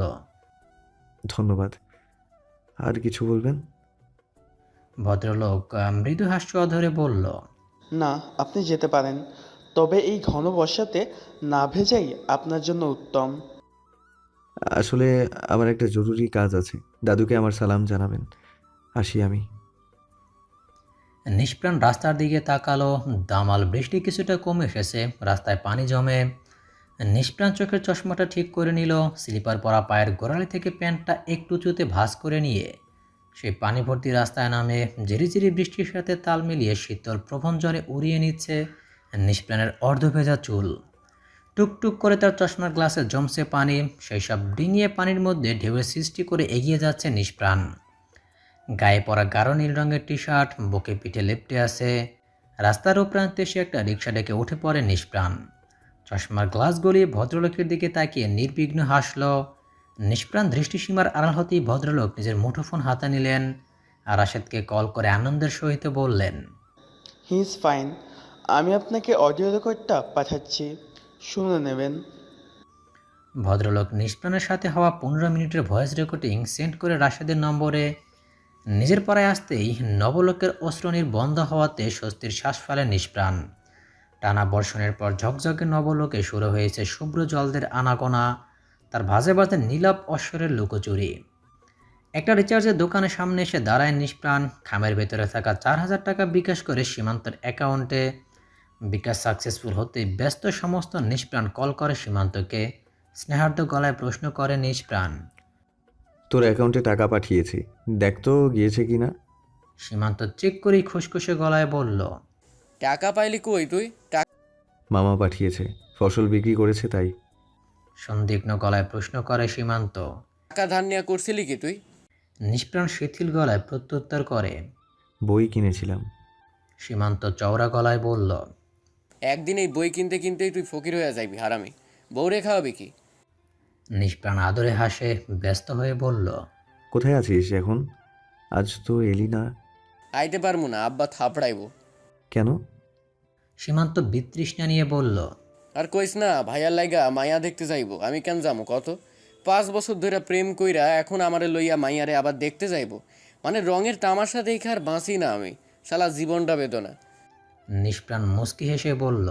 ভালো কিছুও তো হতে পারে, গিয়ে দেখ ভাইয়ার কোনো শালিকা থাকলে তোরও একটা গতি হয়ে যাবে। দূর সাতার মাথা, এইসব পিড়িতে ফিরিতে আমারে দেওয়া হইব না। আচ্ছা রাখি এখন, ভাইয়া ডাকতেছে। Okay bye. ক্লাস শুরু হওয়ার আগেই আয়েন্দ্রির পাশ ঘেঁষে বসে আছে নিষ্প্রাণ। পেছন বেঞ্চে বসা নিষ্প্রাণ এখন সামনের বেঞ্চে তার ঘাঁটি গেড়েছে। আয়েন্দ্রির টলটলে চাহনি উপেক্ষা করে বিগলিত হাসায় নিষ্প্রাণ। আয়েন্দ্রি চট করেই বলল। তোর মোবাইলটা দে। নিষ্প্রাণ বিনা প্রতিক্রিয়ায় তার মোবাইলটা আয়েন্দ্রির হাতে দেয়। আয়েন্দ্রি গ্যালারির লক দেখিয়ে বলল। এইটা খোল। অধরকণ প্রসারিত করে নিষ্প্রাণ সহজ গলায় বলল। ধ্রুবতারা। চোখের পাল্লা নিচে ওঠে আয়েন্দ্রির। ধ্রুবতারা লেখতেই লক খুলে যায়, কিন্তু আয়েন্দ্রির বিস্ময় আকাশ ছোঁয়া। গ্যালারিতে কিছুই নেই। ফিক করে হেসে ফেলল নিষ্প্রাণ, নরম গলায় বলল। ভয় পেয়েছিস? লক করে কেন রেখেছিস? নিষ্প্রাণ হিয়ালি গলায় বলল। ভালো লাগে তাই। আয়েন্দ্রির নাক কুঁচকে বিরক্তি নিয়ে বলল। যত সব। অধর সরিয়ে উৎফুল্ল হাসে নিষ্প্রাণ। স্যার ক্লাসে ঢুকতে দৃঢ় হয়ে বসে সকলে। সীমান্ত পেছন থেকে ঠেস মেরে বলে ওঠে। বাইসা থাকিস নিষ্প্রাণ না। নিঃশব্দে হাসে নিষ্প্রাণ। আয়েন্দ্রের বুকের ভিতরে ডিপ ডিপ করছে। হুট করে আয়েন্দ্রের দিকে চোখ ফেলে নিষ্প্রাণ হৃষ্ট গলায় বলল, তোর এই বেলি ফুলের ঘ্রাণ সত্যি আমার প্রাণ নিয়ে নেবে ধ্রুব তারা। রুদ্ধশ্বাসে নিষ্প্রাণের চকচকে অক্ষিজগরের দিকে দীর্ঘ আর ভীত দৃষ্টিতে চেয়ে থাকে আইন্দ্রি। শহীদ মিনারের পেছনের দিকে একটি দীর্ঘকায় বটগাছ, তার চারপাশে গোলাকার লাল পাথরের বেদি। বিছানা সবুজ গাছের উপর শিওর উঁচু করে দাঁড়ানো বটগাছটি বহু বছরের পুরনো। তার পাশে 2 রুমের দেয়াল আর উপরে টিন শেড দেওয়া একটি দোচালা ঘর। সেখানে থাকেন ভার্সিটির পুরনো দপ্তরি আসমত মিয়া। তার ঘরের পাশ ঘেঁষেই চাপকল। সীমান্ত বোতল ভর্তি করে পানি সেই চাপকল থেকে দুষ্টের শিরোমণি লঙ্কার রাজা উপাধিতে ভূষিত। সীমান্ত একটু আগেই প্রথম বর্ষের এক ছাত্রের সাথে মারামারি লাগিয়ে দিয়েছে। ছেলেটা প্রথম বর্ষে হলেও রাজনীতির সাথে সম্পৃক্ত। মাথায় আঘাত লাগে সেখান থেকে রক্ত বের হতেই তা পরিষ্কার করার জন্য ভার্সিটির পেছন দিকে নিয়ে যায়। পানি দিয়ে সেই রক্ত পরিষ্কার করে ছেলেটিকে পার্শ্ববর্তী হসপিটালে পাঠিয়ে দেয়। প্রাবিশ তখন বাইরে থাকায় এমন অঘটন ঘটল। এক ঝাড়ি মেরে বলে ওঠে প্রাবিশ, পাগল হয়েছিস? মারামারি করতে গেলি কেন? বটগাছের বেদির উপরে শান্ত হয়ে বসে আছে সীমান্ত নির্বিঘ্ন গলায় বলল, তোরে কৈফিয়ত দিতে পারবো না তো। সেখানে দাঁড়িয়ে থাকা বিত্তসম্ভ্রস্ত কুসুম ক্ষীণ স্বরে বলল, ছেলেটা একটা মেয়ের সাথে বেয়াদবি করেছিল। সীমান্ত শুধু ওকে ধমকি দিয়েছে, কিন্তু ছেলেটা উল্টোই। নিষ্প্রাণ একটা শিশু গাছের সাথে ঠেস মেরে দাঁড়িয়ে আছে। সে তখন মসজিদে ছিল। ঘটনা ছড়াতে বেশি সময় লাগেনি, তবে সবটা সামলে নেয় স্মারক। আইন্দ্রি সর্বপ্রথম তার কাছেই যায়, কারণ রাজনীতিতে বিশেষ ঝোঁক আছে তার। প্রত্যক্ষভাবে না হলেও পরোক্ষভাবে সে রাজনীতির সাথে যুক্ত। ছাত্র রাজনীতির সাথে যুক্ত ছেলেরা তাকে বেশ সমীহ করে। মাথার উপরে বিশাল ধূসর আকাশ, চারিদিকে মৃদু সমীরণের গুঞ্জন, যান্ত্রিক বাহনের বিক্ষিপ্ত শব্দ, তার মাঝে হুড়হুড়িয়ে যাচ্ছে রিক্সা। আয়েন্দ্রের পাশে বসেছে প্রাবিশ। নিষ্প্রাণ বসতে চেয়েছিল, কিন্তু আয়েন্দ্রি সেই সুযোগ দেয়নি। পেছনে রিক্সায় বসেছে কুসুম আর তৃণা, আর একটা রিক্সা সীমান্তর সাথে নিষ্প্রাণ। উসখুস করছে তার মস্তিষ্ক, ভেতরে দাবদাহ প্রকট হচ্ছে ক্রমাগত, কিন্তু বাইরে শান্ত সমাহিত। বেশ কিছু সময়ের মৌনতা ভেঙে বলে ওঠে আইন্দ্রি, আমার তোকে কিছু বলার আছে। প্রাবিশ বিনা সংকোচে বলল। বল। আইন্দ্রি ভীতু গলায় বলল। প্রাণকে আমার ভয় করে। ফিক করে হেসে ফেলে প্রাবিশ, ফিসেল গলায় বলল, এর চেয়ে যদি বলতি আমার পিঁপড়াকে ভয় করে, তাহলে আমি নির্দ্বিধায় মেনে নিতাম। আইন্দ্রি মেজাজ দেখিয়ে বলল। আমি মজা করছি না। প্রাবিশ নড়ে বসে। বৈকালের সূর্যের ম্রিয়মান আবহাওয়াও কিঞ্চিত উষ্ণতা বিদ্যমান, তাতে অস্বস্তিও আছে। কিন্তু প্রাবিশের তখন আইন্দ্রির কথায় বেশি অস্বস্তি হচ্ছে। সরল গলায় বলল, এমন কেন মনে হচ্ছে তোর? আইন্দ্রি চোখ পিটপিট করে তাকায়, লম্বা শ্বাস নিয়ে বলল গ্যালারির সেই কাণ্ডটার কথা, এমনকি তাকে ধ্রুবতারা বলে ডাকার কথাও। মুচকে হাসে প্রাবিশ, খেয়ালিপনায় বলল, ও হয়তো তোরকে পছন্দ করে। ছেলেটা কিন্তু জেমস বলতে পারিস, যদিও ফ্যামিলি ব্যাকগ্রাউন্ড ততটা উচ্চ নয়। তবে আমার মনে হয় মানুষের পরিচয় সে নিজে, বংশমর্যাদায় নয়। আইন্দ্রি নিরস গলায় বলল, আমার এখন এইসবে কোনো ইন্টারেস্ট নেই। বাবা এইসব পছন্দ করে না। তুই নিষ্প্রাণকে পছন্দ করিস? এই প্রশ্নের জবাব আইন্দ্রি দিতে পারল না। প্রাবিশের ধারণা হলো হয়তো আইন্দ্রি তার প্রশ্নের জবাব দিতে ইচ্ছুক নয়, তাই সে আর এই বিষয়ে কথাই বলল না। আইন্দ্রির সব কথা ব্লুটুথের মাধ্যমে শুনে ফেলেন নিষ্প্রাণ। এক দীর্ঘশ্বাস ফেলে অধর ঝোলায় ক্লান্ত হাসি। তাদের রিক্সা এসে থামে বনশ্রীতে। আজ এখানে একটা ছোট্ট মেলা বসেছে। সীমান্ত আসতেই চাইছিল না মেয়েদের ভিড়ভাট্টা থেকে এসব মেলাতে, কিন্তু নিষ্প্রাণের দেহপিঞ্জরে চলে শিরায় শিরায় নিষ্পেষণ। আইন্দ্রিকে কোনোভাবে একা ছাড়া তার পক্ষে সম্ভব নয়, তাই প্রাবিশের সীমান্তকে তার হৃদয় ভেজা কথায় গলিয়ে নেয়। মেলার দরজার কাছে আসতে সীমান্তের অক্ষিযুগল তটস্থ হয়। এক গাদা মেয়ে মানুষের ঢলাঢলি বিশ্রী কাণ্ড। তারা 3 জন ভেতরে গেল না। মেলার পাশে কয়েকটা বড় আম গাছ, তারা সেখানেই দাঁড়িয়ে থাকে। আয়েন্দ্রি, তৃণা আর কুসুম ভেতরে যেতেই এলাহি কাণ্ড, মানুষে গিজগিজ করছে। মেয়েলি জিনিসের উপস্থিতি বেশি। একজন মহিলা ডালা ভর্তি রং বেরঙের রেশমি চুড়ি নিয়ে বসেছেন। আয়েন্দ্রি উৎফুল্ল দৃষ্টিতে তাকিয়ে সেই ডালার সামনে বসে। মাথায় ঘোমটা দেওয়া শীর্ণদেহের মহিলা মৃদু হাসলেন। আয়েন্দ্রি কালো রঙের একমোট চুড়ি হাতে গলিয়ে নেয়। কুসুমের সামনে হাত নাড়াতে রিনিঝিনি শব্দ হয় তাতে। উচ্ছ্বসিত গলায় বলল, সুন্দর না চুড়িগুলো? সেই চুরির শব্দ পৌঁছে যায় নিষ্প্রাণের কর্ণরদ্ধে, আর সেখান থেকে তার বুকের কম্পিত মাংসপিণ্ডে। গম্ভীর শ্বাস ফেলে নিষ্প্রাণ। প্রাবিশ ব্যস্ত তার গার্লফ্রেন্ডের সঙ্গে। সীমান্তের বিরক্তিকর কণ্ঠ, ওই মাইয়া মানুষের ন্যাওটা আমি একদম ভাল লাগে না আমার। নিষ্প্রাণ সেই কথা শুনল না, তার মস্তিষ্ক ঝাঁঝিয়ে উঠল পাশের অমসৃণ কণ্ঠে। নিষ্প্রাণ শান্ত গলায় বলল, তোরা বস, আমি আসছি। কই যাস তুই? মেলার ভেতরে দাঁড়া এখানে তোরা। সীমান্ত ভ্রু কুঞ্চি করে তাকায়। নিষ্প্রাণ দৃঢ়চিত্তে লম্বা লম্বা পা ফেলে মেলার ভিতরে প্রবেশ করে। আয়েন্দ্রের হাত ধরে রেখেছে ছেলেটি, তার চড়ি পড়া হাতে আঙুল ছোঁয়াতে ছোঁয়াতে মুখ দিয়ে অশ্লীল ভাগ ভঙ্গি করে। আয়েন্দ্রির জোর হাতে হাতটা ছাড়িয়ে নেয়, তপ্ত গলায় বলল, আপনার হাতটা খুব সুন্দর, ধরে দেখছিলাম। আসলে আমার গার্লফ্রেন্ডেরও চুড়ি ভীষণ পছন্দ, দেখতে শুনতে আপনার মতোই। অদ্ভুতভাবে আয়েন্দ্রির সারা শরীরে চোখ বোলায় ছেলেটি। মুহূর্তে ভয়ঙ্কর এক ঘটনা ঘটে গেল। আচমকা ছেলেটির হাতটাকে ধরে তার হাতের মধ্যখানে কাচের তৈরি ভাঙা একটা ফুলদানি উপর করে গেঁথে দেয়। আর্তনাদ করে ওঠে ছেলেটি, হুলস্থুল শুরু হয়ে যায় স্বাভাবিক পরিবেশে। সন্ধ্যা নেমেছে ধরণীর বুকে, মাতাল হাওয়ার সঙ্গে পাল্লা দিয়ে চলছে রিক্সা। সোডিয়াম বাতির আলোকছটায় মেতে উঠেছে অন্ধকার শহর। হুড়হুড়ে বাতাস ও মনে উচ্চারণ আয়েন্দ্রির। আর নিষ্প্রাণের এমন কাজে বিস্ময় আত্মা কেঁপে ওঠে আয়েন্দ্রির। ছেলেটির হাতে ভাঙা ফুলদানি গেঁথে দিতে গলগলিয়ে লহুন নহর বইতে থাকে। ততক্ষণে হুলস্থুল কোলাহলে ভরকে যায় পুরো পরিবেশ। চিৎকার চেঁচামেচি আর হৈহুল্লোড়ে মেলার ভেতরে দৌড়ে আসে প্রাবিশার সীমান্ত। ক্রোধে বিহ্বল নিষ্প্রাণ ফুসফুস করছে। আয়েন্দ্রি একরাশ ভয় নিয়ে চেয়ে আছে নিষ্প্রাণের শান্ত কিন্তু প্রকোপিত মুখটার দিকে। কুসুমার তৃণা ভয়ে সিটিয়ে আছে। ছেলেটা স্থানীয় এলাকার বখাটেদের সর্দার। স্টেপা কাজকালকার ছেলেরা নিজেদেরকে কীভাবে তারা নিজেরাও অজ্ঞাত। ছেলেটার এই অবস্থা দেখে সাথে থাকা বাকি দুটো ছেলেও ভয় আটকে ওঠে। ঝড়ের তাণ্ডব মাতিয়ে লোক জড়ো করতে থাকে, ছুটে আসে আরও কিছু ছেলে পেলে। মুহূর্তে ভয়ঙ্কর অবস্থার সৃষ্টি হয়, কিন্তু তার আগে ভিড় ঠেলে নিষ্প্রাণকে বের করে আনে বাকিরা। দ্রুত আয়েন্দ্রি আর নিষ্প্রাণকে একটা রিক্সায় উঠিয়ে দেয়, আর পেছনে আরেকটা রিক্সা তৃণা আর কুসুমকে। প্রাবিশার সীমান্তকে ঠাওয়ার করতে পারেনি ছেলেগুলো। খেলার ব্যাট, হকি স্টিক, রড কোনো কিছুরই কমতি ছিল না। ছেলেগুলো তা হাতে নিয়ে পুরো মেলা চিরুনি তল্লাশি চালায়, কিন্তু হাতে লাগে না কিছুই। নিষ্প্রাণের কোমল মুখটার দিকে চেয়ে আছে আয়েন্দ্রি। ভয় তার বুকের মধ্যে হাতুড়ি পেটার শব্দ হচ্ছে। গলা শুকিয়ে কাঠ হয়ে এসেছে, ঢোক গিলতেও ভীষণ কষ্ট। আয়েন্দ্রি ভয় কাতুরি গলায় বলল, এমন কেন করলি তুই? ছেলেটাকে এভাবে কেন মারলি? আর নিষ্প্রাণ স্নিগ্ধ স্বরে বলল, সীমান্ত করলে ওকে এই প্রশ্নটা করতি?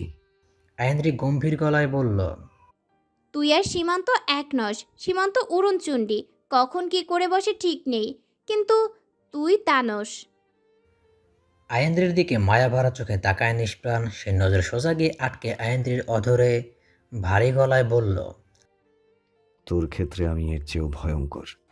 আয়েন্দ্রি ভয়চকিত গলায় বলল, এইসব কি বলছিস তুই? নিষ্প্রাণ সাবলীল গলায় বলল, তোর দিকে হাত বাড়ানোর অধিকার আমি আমার ছায়াকেও দেব না। আয়েন্দ্রির রুদ্রবাকে আঁকি পল্লব প্রশস্ত করে অপলক চেয়ে থাকে নিষ্প্রাণের দিকে। নিষ্প্রাণ বিশদ করা গলায় বলে ওঠে, থামান মামা, আমি নামবো।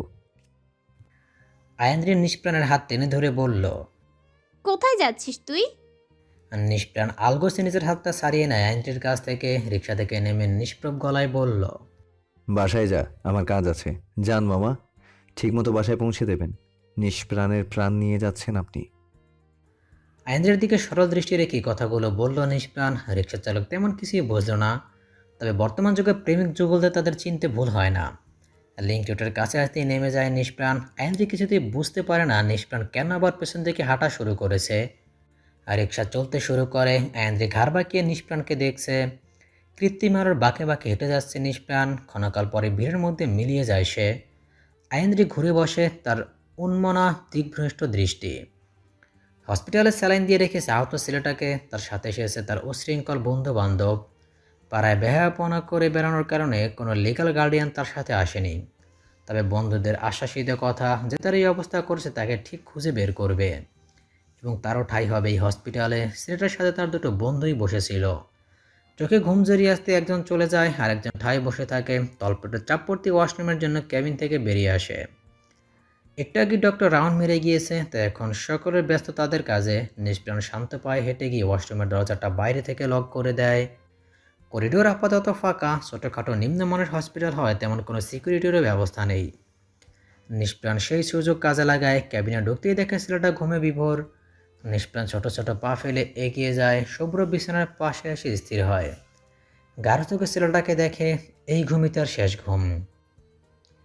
পকেট থেকে রুমাল সমেত হাতটা বের করে ছেলেটার নাকের উপর কিছুক্ষণ চেপে ধরে। ছেলেটা এবার সত্যি সত্যি নিশ্চেতন।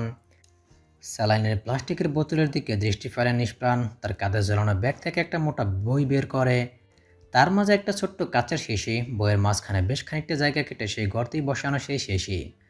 সেখান থেকে সিরিঞ্জের মধ্যে কিছুটা তরল নিয়ে স্যালাইনে পুশ করে, যা একটু একটু করে প্রবেশ করছে ছেলেটার সমাহিত শরীরে, যা একটু পরে ছেলেটার কম্পন থামিয়ে দেবে। নিষ্প্রাণ একটু ঝুঁকে পড়ে ছেলেটার মুখের উপর।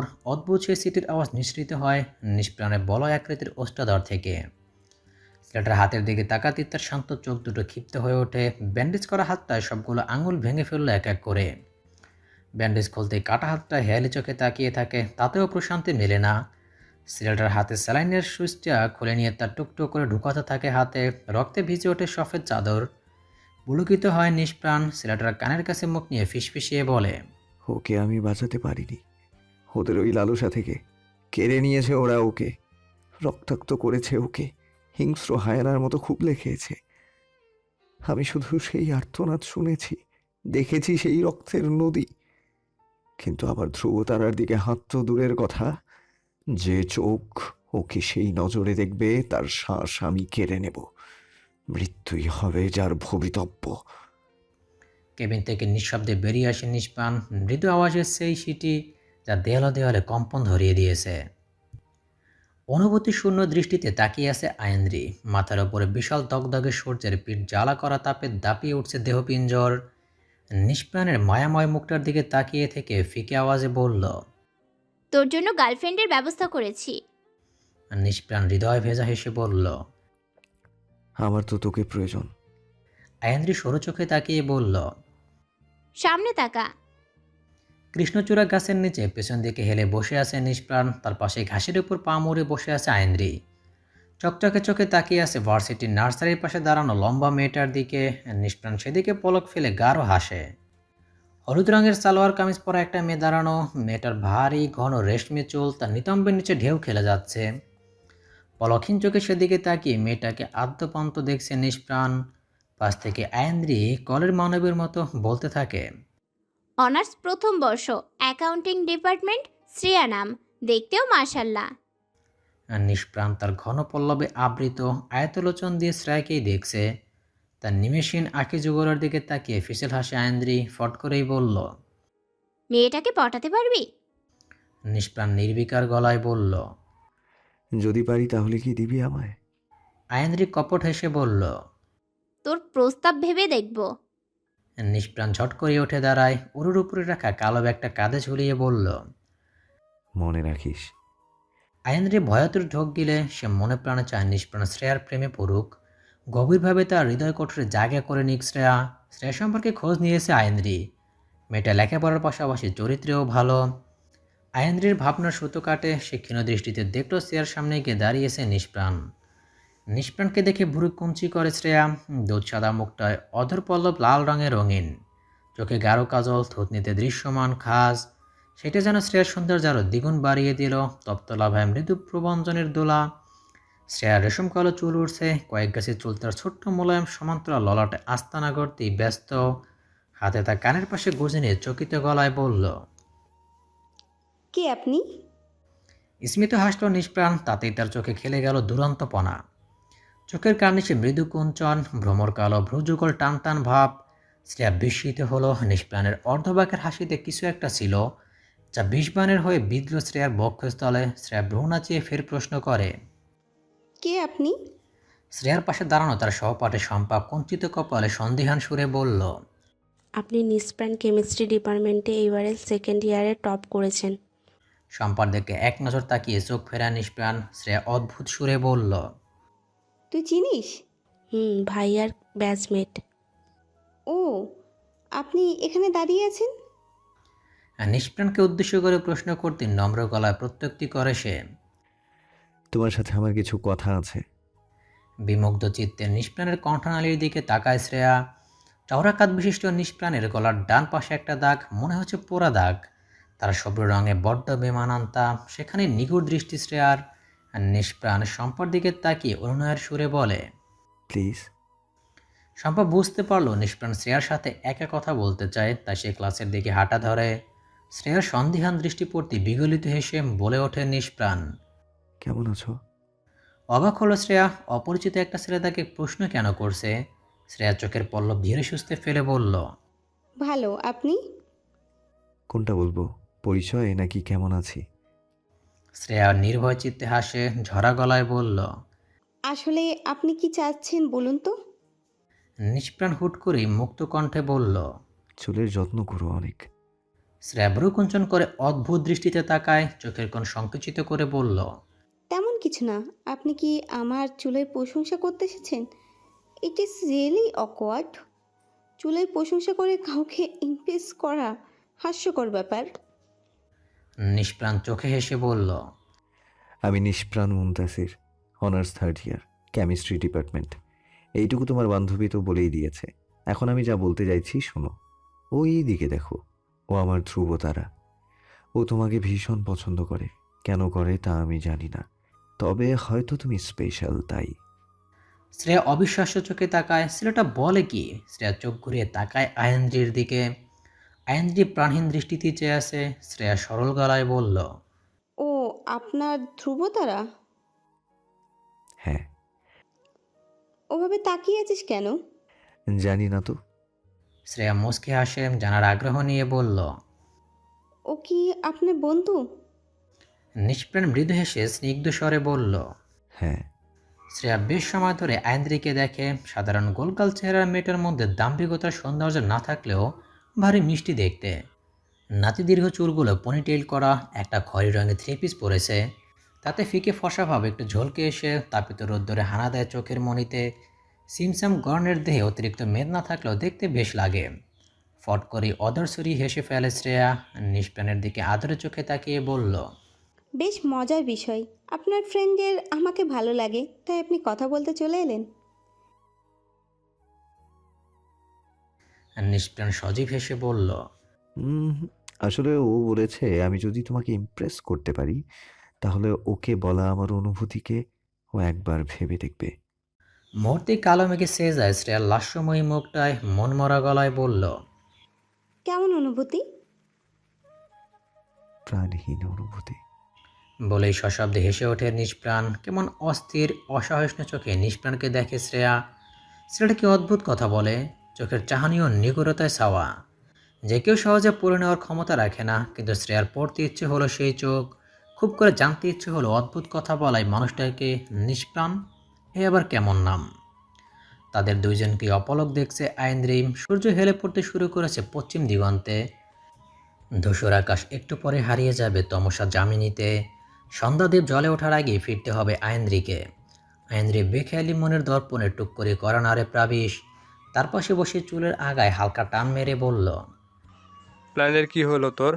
আয়েন্দ্রি নিরশ্বাস ফেলে প্রাবিশকে সামনে তাকাতে ইঙ্গিত দেয়। প্রাবিশের চোখ দুটো চমকে ওঠে। শ্রেয়ার সাথে হেসে হেসে কথা বলছে নিষ্প্রাণ। গাঢ় কণ্ঠে সেই অনাকাঙ্ক্ষিত দৃশ্যের দিকে উন্মনা দৃষ্টি রেখেই বলল প্রাবিশ। কাজটা কি ঠিক হচ্ছে?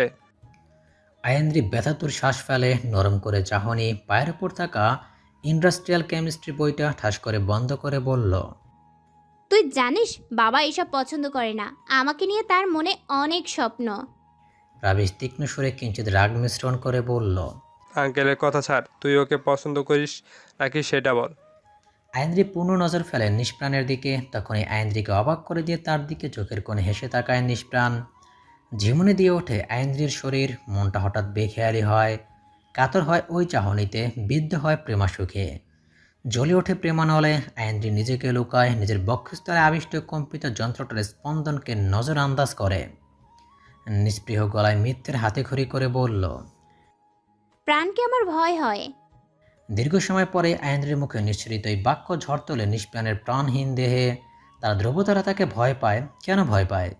সে তো তাকে অতলন্ত মায়ে মুড়িয়ে রাখবে, ভালোবাসার চাদরে জড়িয়ে রাখবে, আদরে বিড়াল ছানার মতো তার হৃদযন্ত্রের পাশে গুজে রাখবে, ভরিয়ে রাখবে আদরে আদরে। তার বুকে বদ্ধ প্রকোষ্ঠে যে কলিজা আছে সেখানে গেঁথে রাখবে। পাজরে পাজরে যুদ্ধ বাঁধিয়ে বদ্ধ করে নিবে সে দ্বার, যেখান থেকে তার ধ্রুবতারাকে কেউ দেখবে না, পারবে না ছুঁতে তার প্রেমাস্পর্শ। ক্লাস ভর্তি স্টুডেন্টদের সামনেই চওড়া গলায় কথা বলে যাচ্ছেন অ্যাকাউন্টিং ডিপার্টমেন্টের হেড অতুল প্রসাদ। রোতে সকাল শীতল দৃষ্টি তার দিকে, সম্পর বেখেয়ালের চাহনিতে চোখ পড়ে নিষ্প্রাণ। শ্রেয়ার ক্লাসের দরজা থেকে কিঞ্চিত সরে দাঁড়িয়ে আছে সে। মধ্য সারিতে বসা শ্রেয়াকে কোণের কুতা দিয়ে সপ্রতিভ করে শম্পা। শ্রেয়া চোখে মুখে বিরক্তি ছাপিয়ে নাক কুঁচকে কপালে প্রমত্ত সাগরের ঢেউ খেলে জানতে চাইল কি হয়েছে। শম্পা সরশেষে চোখ দিয়ে ইশারা করে। দরজার দিকে তাকাতেই নিষ্প্রাণের অনড় চাহনিতে আটকে যায় শ্রেয়ার নিটল চোখ। গত 3 দিনে অনেকটাই ঝুঁকে পড়েছে নিষ্প্রাণের প্রতি শ্রেয়ার ভাবাবেগ। আর নিষ্প্রাণ চোখে হাসে, শ্রেয়াকে বুঝিয়ে দেয় তার জন্যই বাইরে অপেক্ষা করছে আজ নো ক্লাস। লজ্জাবর্তী হাসে শ্রেয়া, মানুষটাকে অকারণে ভালো লাগে তার। অযথাই চেয়ে থাকতে ইচ্ছে করে, খুঁটিয়ে খুঁটিয়ে দেখতে ইচ্ছে করে প্রাণহীন নামের সজীব মানুষটাকে। ক্যান্টিনে বসে আছে আয়েন্দ্রি, তার অসার নির্জীব দৃষ্টি ক্যান্টিনের কাজ গলিয়ে দোতলায় দাঁড়ানো নিষ্প্রাণের পিঠে। হলুদ রঙের শার্ট পরেছে নিষ্প্রাণ। হলুদ রঙটাই কেন যেন নিষ্প্রাণকে আরও বেশি উজ্জ্বল লাগে। সোনা রঙের ধোয়া কোনো স্নিগ্ধ পুরুষ মনে হয় তখন তাকে। আয়েন্দ্রির সামনে কৌতূহলী হয়ে চেয়ে আছে সীমান্ত, তার কর্কশ স্বরের প্রশ্ন। নিষ্প্রাণার ওই সেরা তেনার পিছে লাগালি কেন তুই? আয়েন্দ্রি নিষ্প্রাণের দিকে থেকে চোখ সরিয়ে গুমট শ্বাস ফেলে বলল, মেয়েটা ভালো। ভালো হইলেই তুই ওরে নিষ্প্রাণার লগে সেট কইরা দিবি। তুই আন্দিই থাকবি, ভালো হইতি না। আয়েন্দ্রি তার প্রস্তুত করা কথা বলতে পারল না। ততক্ষণে উগ্র মূর্তির মতো দুটো ছেলে হাতে রড নিয়ে ক্যান্টিনের ভেতরে প্রবেশ করে। অকস্মাৎ হামলা করে বসে সীমান্তের উপরে। চকিতে ছেলে দুটোর হামলে পড়া আচরণ ঠাওয়ার করতে না পারায় মর্মান্তিক ঘটনার শিকার হয় সীমান্ত। ছেলে দুটো সীমান্তকে উপর্যুপরি কয়েকটা আঘাত করতে নেতিয়ে পড়ে সে। ভয়ে সেদিয়ে যায় বাকি স্টুডেন্টরাও। তারা আর কোনো রাগ করল না। সীমান্তের বিধ্বস্ত অবস্থায় নিজেকে সামলাতে পারল না আয়েন্দ্রি। দুটো ছেলের মধ্যে যে ছেলেটা সীমান্তের কলার চেপে রেখেছে তার হাতে খাবলা মেরে ধরে সীমান্তকে সারানোর চেষ্টা করে। ছেলেটাই অযাচিত বিরক্তি সহ্য করল না, এক হাতে ধাক্কা মেরে বসে আয়েন্দ্রিকে। আয়েন্দ্রি উল্টে গিয়ে ছিটকে পড়া নিষ্প্রাণ বুকের উপরে। তার অধৈর্যরা চুম্বকের মতো জাপড়ে ধরে নিষ্প্রাণের গলার সেই পোড়া দাগে। হিমশীতল অনুভূতির সুখ পায়রারা হঠাৎ ডানা মেলে উঠতে থাকে বিশাল নীলাভ অন্তরীক্ষের বুকে। ভয়চকিত শ্বাস ফেলে আয়েন্দ্রি। তার উষ্ণ নিঃশ্বাস নিষ্প্রাণের গলায় পড়তে শ্বাস আটকে নেয় সে। আলগোছে হাতটা উঠে আয়েন্দ্রির কোমরে রাখে। নিষ্প্রাণের দৈবত স্পর্শে অনুরণন শুরু হয় আয়েন্দ্রির শুষ্ক ঠোঁটে। কম্পিত হয় তার পাতলা গরনের দেহ। আয়েন্দ্রির কানের কাছে মুখ নিয়ে আলতো গলায় বলে ওঠে নিষ্প্রাণ, ভয় পাস না ধ্রুবতারা, তোর প্রাণ সব সময় তোর সাথে। আয়েন্দ্রিকে বুকের কাছ থেকে সরিয়ে নেয় নিষ্প্রাণ। স্বাভাবিক অভিব্যক্তিতে সামনে এগিয়ে যায়। ক্রোধিত ছেলেটি জানে না অনুপলেই বদলে যাবে চিত্র। নিষ্প্রাণ ছেলেটার ঠিক পেছনে দাঁড়ায়। ছেলেটার হাঁটুর পেছনের দিকের খাসটা নিষ্প্রাণ তার হাঁটু দিয়ে দুর্বল ধাক্কা মারতে সামনের দিকে হাঁটু ভাঁজ হয়ে পেছন দিকে হেলে পড়ে ছেলেটা। নিষ্প্রাণ সম্পূর্ণরূপে ছেলেটাকে পেছনে হেলে যেতে দেয়নি। অর্ধ হেলে পড়া ছেলেটার মাথার চুল মুষ্টিবদ্ধ করে ধরে এক হ্যাঁচকা টান মেরে ফেলে দেয়। ছেলেটা শটান হয়ে পড়ে যেতেই তার গলায় পা দিয়ে পিষে ধরে নিষ্প্রাণ। ছেলেটার হাতের রডটাও নিয়ে নেয় আর তা হাতের মধ্যে দুম করে ঠেসে ধরে। কুকিয়ে ওঠে ছেলেটা। তার সহচর নিষ্প্রাণকে আঘাত করতে গেলে সেই রড 2 হাতে ভালো করে ধরে নিজের সর্বশক্তি দিয়ে তার চোয়াল বরাবর আঘাত করতে ছিটকে পড়ে আঘাতপ্রাপ্ত ছেলেটা। ঘটনার ক্রমশ বিস্ফোরণ ঘটে পুরো ভার্সিটি প্রাঙ্গণে। রাজনীতির সাথে জড়িত আর অনেক ছেলে পেলে ক্যান্টিনের কাছাকাছি আসতেই নিষ্প্রাণ হুঙ্কার দিয়ে ওঠে, আর একজন ভেতরে ঢুকলেই এই রড একদম ওর হৃৎপিণ্ডে ঢুকিয়ে দেব আমি। So don't move. 10-12 জন এসেছে ক্যান্টিনের বাইরে। নিষ্প্রাণের কড়া ঘোষণা নীরব হয়ে যায় তারা। হাতে থাকা অস্ত্রগুলো ভয়ে ঢোক গিলে নিল। বড় বড় শ্বাস ফেলতে থাকে আইনজি। হৃদগভীরে মাতম শুরু হয়েছে, উতলে উঠেছে ঢেউ। নিষ্প্রাণের এই ভয়াল রূপে চকিত আইনদ্রি। থরথরিয়ে কাঁপছে সে, ভয়তর চোখে তাকিয়ে আছে সে নিষ্প্রাণের লুকানো সেই হাসির বদনে। তটস্থ হয়ে ছুটে এসেছে প্রাবিশ। নিষ্প্রাণের পা এখনও নাম না জানা ছেলেটার গলার উপরে। প্রাবিশ ধাক্কা মেরে সরায় তাকে। ব্যস্ত হয়ে বসে ছেলেটার মাথাটা নিজের হাতে নিয়ে নেয়। সীমান্তের মুখে রক্তের প্রলেপ, তাকে আলতো করে ধরে নিষ্প্রাণ। ভার্সিটির প্রিন্সিপাল এসে দাঁড়িয়েছে ঘটনাস্থলে। এসেছে স্মারকসহ অন্যান্য সিনিয়র শিক্ষক বিন্দুরা। ছেলে দুটিকে হসপিটালে নেওয়ার ব্যবস্থা করা হয়। নিষ্প্রাণকে আদেশ করা হয় প্রিন্সিপাল স্যারের কক্ষে আসার জন্য। নিষ্প্রাণ নির্ভয় চিত্তে বলল, পালিয়ে যাব না আমি, সীমান্তকে ফার্স্ট এইড করিয়ে আনছি। নিষ্প্রাণের এমন দাম্ভিক স্বরে নির্লিপ্ত সকলে। আইনদ্রি বরফখণ্ডের মতো স্থির। শ্রেয়ার দিকে নরম দৃষ্টিতে তাকায় নিষ্প্রাণ। তার চোখের তারা জলজল করা প্রশ্নেরা উত্ত্যক্ত করছে নিষ্প্রাণকে। সীমান্তকে যত্নের সাথে নিয়ে যাচ্ছে প্রাবিশ। আয়ান্দ্রির সামনে সে দাঁড়ায় নিষ্প্রাণ, চোখে হেসে বলল। চল ধ্রুব তারা। আয়ান্দ্রি সম্মোহনী দৃষ্টিতে চেয়ে আছে। তার মনে হলো নিষ্প্রাণ তার নিঃশ্বাস নিশ্চল স্থির শরীরটাকে নিজের সাথে করে নিয়ে যাচ্ছে। বেডে শুয়ে আছে সীমান্ত। তার চোয়ালের উপরের অংশে দুটো স্ট্রেচারের প্রয়োজন পড়েছে। কোমরের যে অংশে রডের আঘাত লেগেছে সেখানে হাড়ে দেখা দিয়েছে ফ্র্যাকচার। আপাতত তাকে মাস অতিবাহিত করতে হবে হসপিটালের শুভ্র বিছানায়। তার পায়ের দিকের একটা চেয়ারে বসে আছে আইন্দ্রি, মুখ ফ্যাকাশে রং, নির্লিপ্ত চাহনি, শীতল অনুভূতি। প্রাবিশ খবর দিয়েছে সীমান্তর বড় ভাইকে। সে আসতে সময় নিচ্ছে। ঢাকা শহরের জ্যাম অ্যামাজনের জঙ্গলের মতো। নিষ্প্রাণের দিকে কেমন রাগান্বিত চোখে তাকিয়ে আছে প্রাবিশ। সে শঙ্কিত, ভীত সম্ভ্রস্ত। নিষ্প্রাণ উঠে দাঁড়ায়। ভার্সিটি কর্তৃপক্ষ তার জন্য অপেক্ষা করছে। প্রাবিশের কাছে এসে অনুনয়ের সুরে বলে। সীমান্তের ভাই আসলে ধ্রুব তারাকে বাসায় পৌঁছে দিস। আমি ভার্সিটিতে গেলাম, আসি। প্রাবিশ নীরব সম্মতি দিল। হসপিটালের করিডোর দিয়ে যখন উন্মনা পা দুটো চালাচ্ছেন নিষ্প্রাণ, পেছন থেকে পেল গলায় ডাকে ওঠে আইন্দ্রি। প্রাণ। দমকে যায় নিষ্প্রাণ। কাতর চোখ দুটো দিয়ে ফিরে তাকায়। ছোট্ট ছোট্ট পা ফেলে আইন্দ্রির সামনে এসে আদুরে গলায় বলল। কিছু বলবি? আইন্দ্রি কোনরূপ ভাবাবেশ ছাড়াই তীক্ষ্ণ কণ্ঠে প্রশ্ন করে। ছেলেগুলোকে এভাবে মারলি কেন? অদর কিঞ্চিত দুলে হাসে নিষ্প্রাণ, ভয়ঙ্কর সুন্দর হাসি। হালকা ঝুঁকে আইন্দ্রির কানের কাছে গিয়ে ক্ষীণ স্বরে বলল। ছেলেটা ভুল করে তোকে ছুঁয়েছে, তাই শুধু ওকে মেরেছি, মেরে ফেলিনি। সোজা হয় নিষ্প্রাণ, কর্তৃত্বের সুরে বলল। বাসায় যা, আর সাবধানে যাবি। তোকে ভার্সিটি থেকে বের করে দিবে। নিষ্প্রাণ হৃদয় গলানো হাসে, বিগলিত গলায় বলল। দিলে দিবে, কিন্তু তোকে ছাড়া আমি কোথাও যাচ্ছি না। তুই আমারই থাকবি। এই নিষ্প্রাণের প্রাণ তুই, আমার একমাত্র ধ্রুব তারা। আইন্দ্রি ভয়তর চোখে তাকিয়ে থাকে। তার বুকের ভিতরে সুপ্ত বালিকা বলে ওঠে। এমন বুকের ভেতর তোমার হৃদপ্রকোষ্ঠে ঘুম, এমন আদরে জড়ানো মন, আমার কাটছে দ্বিপ্রহর। তোমার অতন্দ্রিত নক্তের শ্বাস, আমার করেছে সর্বনাশ। আমার শোধিত অঙ্গের ক্ষরণ, তোমার দৈবাত্রসনের মরণ। নিষ্প্রাণ চলছে দ্বিধাহীন, নির্বিঘ্ন, নিরুদ্বেগ পথ চলা। প্রিন্সিপাল গোলাম সারোয়ারের সামনে নীরব দাঁড়িয়ে আছে নিষ্প্রাণ। সেদিন যে ছেলেটাকে সীমান্ত মেরেছিল তারই সহচারীরা। গোলাম সারোয়ার অনেক কথা শোনালেন নিষ্প্রাণকে। মোটামুটি ভার্সিটির সকল শিক্ষকবৃন্দরা উপস্থিত সেখানে। হট্টগোল সামলাতে এগিয়ে আসে স্মারক, ছেলেদের শান্ত হতে বলে। একগাদা ছেলে দাঁড়িয়ে আছে গোলাম সারোয়ারের কক্ষের বাইরে। তারা তটস্থ, ব্যগ্র, ব্যস্ত। গোলাম সারোয়ার দারাজ গলায় বললেন।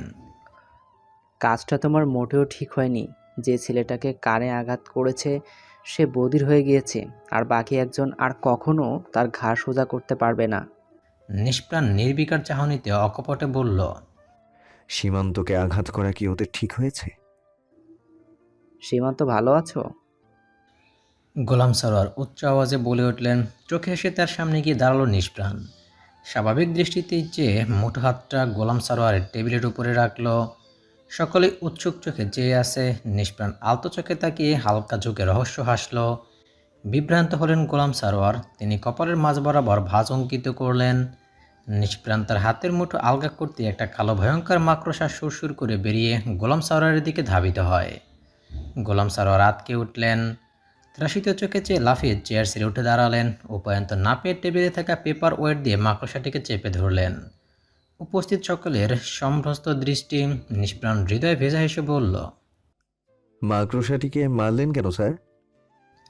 গোলাম সারোয়ার সচকিতে বললেন। এটা কি করলে তুমি? যদি মাকড়সাটা কামড় দিত আমাকে? নিষ্প্রাণ মুচকি হেসে আনম্র গলায় বলল। এখনো কামড়াইনি তো স্যার, তবুও মেরে ফেললেন।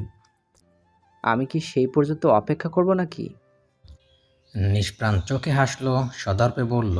তাহলে আমারও কি সীমান্তকে মেরে ফেলা অবধি অপেক্ষা করা উচিত ছিল? অগণিত চক্ষু দেয় একে অপরের ভীত চোখে চেয়ে চোখে চোখে নিজের ভাবের আদান প্রদান করছে। স্মারক নিষ্প্রাণের কাছে এসে অবলীলায় বলল। নিষ্প্রাণ ঝরা গলায় বলল। যদি তাই হয়ে থাকে তাতেও আফসোস নেই আমার। আপনারা আমাকে যে কোনো শাস্তি দিতে পারেন। যদি সত্যি আমি অপরাধী হয়ে থাকি, দ্যাটস অল।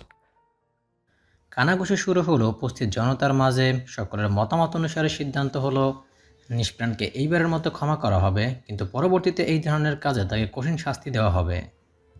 দাম্ভিকতার সাথে প্রিন্সিপাল স্যারের কক্ষ থেকে বের হয় নিষ্প্রাণ। ছেলেগুলো সরস তাকিয়ে আছে। নিষ্প্রাণের সরু অধরে বাঁকা হাসি। সিঁড়ি বেয়ে নিচে নেমে আসে নিষ্প্রাণ। আইন্দ্রি দাঁড়িয়ে আছে সিঁড়ির দোরগোড়ায়। নিষ্প্রাণ সন্দেহান চোখে তাকিয়ে বলল, বাসায় যাসনি কেন? আইন্দ্রি নিষ্প্রাণের প্রশ্ন উপেক্ষা করে সরল গলায় বলল। কি বলেছে স্যার? নিষ্প্রাণ হেয়ারি গলায় বলল। ওয়ার্নিং দিয়েছে, চল তোকে বাসায় পৌঁছে দিই। বিরক্তি করল না আইন্দ্রি। কাঁসার থালার মতো চন্দ্রের আলোতে সিক্ত ধরণী। খিলখিরে হাসি তার, সে হাসিতে ঝরছে রূপালী জ্যোৎস্না। রাত হওয়ায় রিক্সা নেয় নিষ্প্রাণ। তাদের মাথার উপরে উদিত চন্দ্র চলছে তাদের সাথে। অন্তরিক্ষ আজ খুশিতে হাসছে। আইন্দ্রির মুখটা পাংশুবর্ণ। সে উদাস চিত্তে চেয়ে আছে সড়কের বাম দিকে। নিষ্প্রাণ ক্ষীণ গলায় প্রশ্ন ছড়ে, কিছু খাসনি তাই না? কোনো প্রতিক্রিয়া করল না আইন্দ্রি। নিষ্প্রাণ রিক্সা থামাতে বলে। আইন্দ্রি আস্তে ফিরে তাকায়। দীর্ঘ চোখ জোড়ায় তীব্র আতঙ্ক। রিক্সাওয়ালাকে ভাড়া দিয়ে বিদায় করে নিষ্প্রাণ। রাস্তার পাশে ছোট্ট ফাস্টফুডের দোকান। তাই স্লাইড করে ভেতরে প্রবেশ করে নিষ্প্রাণ আর আইন্দ্রি। অর্ডার করে ফ্রেঞ্চ ফ্রাই, শর্মা আর লাচ্ছি। নিষ্প্রাণ খেলেও দুম করে বসে আছে আইন্দ্রি। ভারাক্রান্ত চোখে তাকিয়ে আছে সে। নিষ্প্রাণ মায়াময় গলায় বলল, খেয়ে নে ধ্রুব তারা। আইন্দ্রির চাপা কষ্টে ভুগছে, দ্বিধান্বিত সে। নিষ্প্রাণ তাকে বাধ্য করছে নিজেকে নিয়ে ভাবতে। নিজেকে মানাতে পারছে না আইন্দ্রি। সামনে এগোতেও পারছে না সে। নিষ্প্রাণের শীতল স্বরও কাঁপন ধরিয়ে দেয় আইন্দ্রির শরীরে। দূরেও সরাতে পারছে না নিজেকে। বুকে ব্যথা হয়, খুব বেশি হয়। তা দমাতেও অনেক কষ্ট, যন্ত্রণা, তীব্র দীর্ঘশ্বাস। নিষ্প্রাণ সরব গলায় বলল, কি হয়েছে তোর? খাচ্ছিস না কেন? আইন্দ্রি সশব্দে বলল। খাবো না আমি। নিষ্প্রাণ লাচ্ছিতে সিপ দিয়ে আবার থমকে যায়। পাশ ফিরে দেখে তাদের থেকে একটু দূরের আরেকটি টেবিলে বসে আছে একটি ছেলে। ছেলেটা বারংবার আর চোখে তাদের দুইজনের দিকেই তাকাচ্ছে, বিশেষ করে আইন্দ্রির দিকে। নিষ্প্রাণ নাকের পাটা ফুলিয়ে অতি স্বাভাবিক গলায় বলল, ওই দিকে তাকাবি না, জলদি খেয়ে নে, রাত হচ্ছে। আইন্দ্রি মেঘাচ্ছন্ন চোখে তাকায় নিষ্প্রাণের দিকে। কেমন অদ্ভুত ভয়ঙ্কর সেই দৃষ্টি। আইন্দ্রি তবুও খেল না। দৈবাত চেয়ার ছেড়ে উঠে যায় নিষ্প্রাণ। লাফিয়ে ওঠে আইন্দ্রি। সেই সাথে তার কলিজা কাঁপতে থাকে। নিষ্প্রাণ সোজা গিয়ে সেই ছেলেটার কলার চেপে ধরে তাদের টেবিলে সার্ভ করা পাস্তার ডিশ থেকে কাঁটা চামচ উঠিয়ে তার চোখের সম্মুখে ধরে। চিৎকার দিয়ে ওঠে আইন্দ্রি। ফাস্টফুডের ছেলেগুলোও আতঙ্কে আত্মহারা। নিষ্প্রাণের ভয়াল কাণ্ডের সম্ভ্রস্ত তারা। ছেলেটা কাঁপতে থাকে। চোখের পল্লবে টুপ করে জল খসে পড়ল ছেলেটার। নিষ্প্রাণ হুট করে ছেলেটার কলার ছেড়ে দেয়। হাতের কাটা চামচটা ফেলে দুই হাত উঁচুতে উঠিয়ে সকলের দৃষ্টি আকর্ষণ করে বলল, সরি, সরি এভরিবডি। ত্রাসের সহিত বিরক্তি ছেয়ে যায় সকলের চোখে মুখে। ছেলেটার সাথে থাকা মেয়েটা শঙ্কিত গলায় বলল। নিষ্প্রাণ ছোট্ট করে হেসে অনুনয় করে বলল, আই এম এক্সট্রিমলি সরি। আমার ধ্রুবতারার মনটা ভালো নেই, কিছুই খাচ্ছে না তাই। মেয়েটা দাঁত মুখ খিঁচিয়ে সক্রোধে বলল। নিষ্প্রাণ একগাল হেসে বলল, হয়তো। সকলের দিকে সরস চোখে তাকায় নিষ্প্রাণ। অবিশ্বাস্য দৃষ্টিতে নিষ্প্রাণকে পর্যবেক্ষণ করছে সকলে। দুই হাত দোষী সাব্যস্ত অপরাধীর মতো উঠে বিগলিত হেসে বলল, সরি, সরি। নিষ্প্রাণের আকঞ্চিত ভ্রুজোড়া ঢেউ উঠেছে। আইন্দ্রের ওষ্ঠাধর তীর তীর করে কাঁপছে। আবেশিত, আচ্ছন্ন, ভীত সে। আইন্দ্রিকে বাসার সামনে পর্যন্ত এগিয়ে দেয় নিষ্প্রাণ। আধ ঘন্টার পথে আর একটা কথাও বলেনি আইন্দ্রি। নিষ্প্রাণের অতি জমাট বাঁধা বিন্দু বিন্দু ভয় হিমালয়ের রূপ নিচ্ছে। আইন্দ্রির ভাবুক মন নিষ্পেষিত হচ্ছে। কি করে কাটাবে এই ভয়? নিষ্প্রাণের সামনে ম্রিয়মান বদনে দাঁড়িয়ে আছে আইন্দ্রি। তমসাচ্ছন্ন মায়ায় আইন্দ্রির মুখের দিকে তাকিয়ে আছে নিষ্প্রাণ। চোখেতে নিষ্প্রাণ ঝড়ের বেগে আইন্দ্রির অধরের কাছে চলে আসে। আইন্দ্রি হুট করে চোখ বন্ধ করে ওড়নার দুই প্রান্ত খামচে ধরে। নিষ্প্রাণের চোখেতে স্পর্শ না পেয়ে ধীরে ধীরে আঁকেপুট মেলে ধরে আইন্দ্রি। উদ্ভাসিত নয়নজরা হতবিহ্বল। নিষ্প্রাণ হৃদয় ভেজা হাসে, আদুরে গলায় বলল, ভয় পাস না, যতদিন না তুই একান্ত আমার হচ্ছিস ততদিন তোকে আমি শুধু ভালোবাসবো। সেই ভালোবাসায় তোকে নিজের করে পাওয়ার তীব্র বাসনা থাকবে, কোনো কামনা থাকবে না। আইন্দ্রি নির্বিকার চোখে শ্রবণ করে নিষ্প্রাণের মায়াবী স্বীকারোক্তি। বাড়ির গেটের সামনে যেতেই ডেকে ওঠে নিষ্প্রাণ। ধ্রুবতারা। আইন্দ্রি ফিরে তাকায় নিষ্প্রাণের দিকে। নিষ্প্রাণ আলতো করে হাত উঠিয়ে বিদায় জানায় তাকে। সরস গলায় বলে ওঠে, তোর চোখেই আমার বাস, সেই চোখে আমার শ্বাস, তোর হৃদয়ে আমার ত্রাস, তোর নেশায় আমার সর্বনাশ। প্রায় মিনিট 20 শাওয়ারের নিচে দাঁড়িয়ে আছে আইনরি। নির্ঝরের মতো ধাবমান শীতল জলে নিজেকে সিক্ত করে, জলের স্রোতে ঝেড়ে ফেলে তার সমস্ত বিষণ্ণতা। ভেজা চলে তোয়ালে ঘষতে ঘষতে ওয়াশরুম থেকে বেরিয়ে আসে আইনরি। দিম দিম পায়ে এগিয়ে এসে বিছানায় বসে, বিছানার হেডবোর্ডের সাথে মাথাটা হালকা হেলিয়ে দিয়ে সিলিংয়ে চোখ নিবদ্ধ করে। হাতের তোয়ালেটা নিঃশব্দে নিচে পড়ে যায়। আইনরির অন্তরিন্দ্রিয়তে দহন হচ্ছে, সেই দহন ক্রিয়া জ্বলছে সে। কাউকে সে তার সাথে সামিল করতে পারছে না, বলতে পারছে না তার নীরব ঘাতকের কথা, যা তিলে তিলে তাকে নিঃশেষ করে দিচ্ছে। আইনরি শঙ্কিত, উদ্বিগ্ন, ভ্রস্ত। আইনরির বাবা নিষ্প্রাণকে কখনোই মেনে নিবে না, একটা এতিম ছেলের হাতে সে তার মেয়েকে কখনোই তুলে দিবে না। নিষ্প্রাণের কোনো উপার্জন নেই, অন্যের অর্থে অতিবাহিত করে সে। সমবয়সী তারা। আইনরির বাবা হুট করে চাইলে আইনরিকে বিয়ে দিতে পারে, কিন্তু নিষ্প্রাণের পক্ষে এখন বিয়ে করা অসম্ভব, আর না উপার্জন। নিজেকে সামলাতে বড্ড বিপাকে পড়েছে আইনরি। মন আর মস্তিষ্কের খেলে মনকে হারাতে চায় সে। আইনরির ভাবনার রেশ কাটে তার মায়ের জোরালো গলার স্বরে। চকিতে তাকাতেই দেখল ঝুমার বিষণ্ণ মুখ। নিজের উৎকণ্ঠা চাপা পড়ে মায়ের ভীত মুখ দেখে অলস ভঙ্গিতে প্রশ্ন করে আইনরি। কি হয়েছে মা? ঝুমা ব্যস্ত সমস্ত হয়ে আইনরির সামনে বসলো, ভীত গলায় বলল, দেখ না, সে কখন থেকে দরজা বন্ধ করে বসে আছে মেয়েটা, খুলছেই না। খানিকটা বিস্মিত হলো আইনরি। কার কথা বলল? তার বোন। আরিশা তো দরজা বন্ধ করে থাকার মেয়ে নয়, তার তো পুরো বাড়ি দলিয়ে ফেলার কথা। তাহলে? আইনরির বিস্মিত ভাব কেটে গিয়েছিল, কিন্তু পরক্ষণেই তার মাথায় টোকা মারল।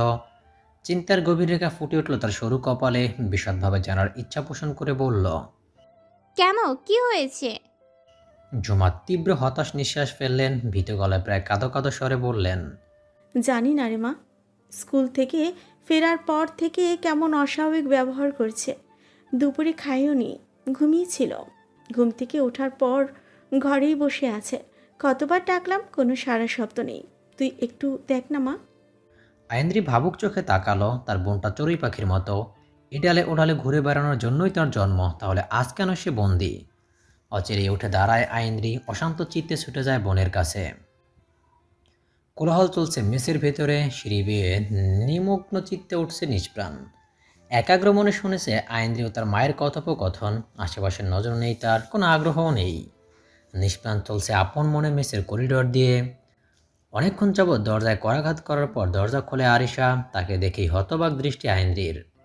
কচি উচ্ছলতা আচ্ছন্ন থাকা মুখটা বিবর্ণ, চোখের পাতা সিক্ত, অশ্রুসিক্ত নয়ন যুগল রক্তিম বর্ণ ধারণ করেছে। চোখের নিচের অংশ ফুলে গিয়েছে। ওষ্ঠাধর ফুলিয়ে ভেবা করে কেঁদে ফেলে আরিশা। বোনের বুকে আশ্রে পড়ে। আইনরি শক্ত হাতের বেরিতে বোনকে জড়িয়ে নেয়। ঝুমা ভেতরে আসলেন না, দরজার চৌকাঠ থেকে ফিরে গেলেন। আইনরি তটস্থ হয়ে ভেতরের দিকে নিয়ে আসে আরিশাকে।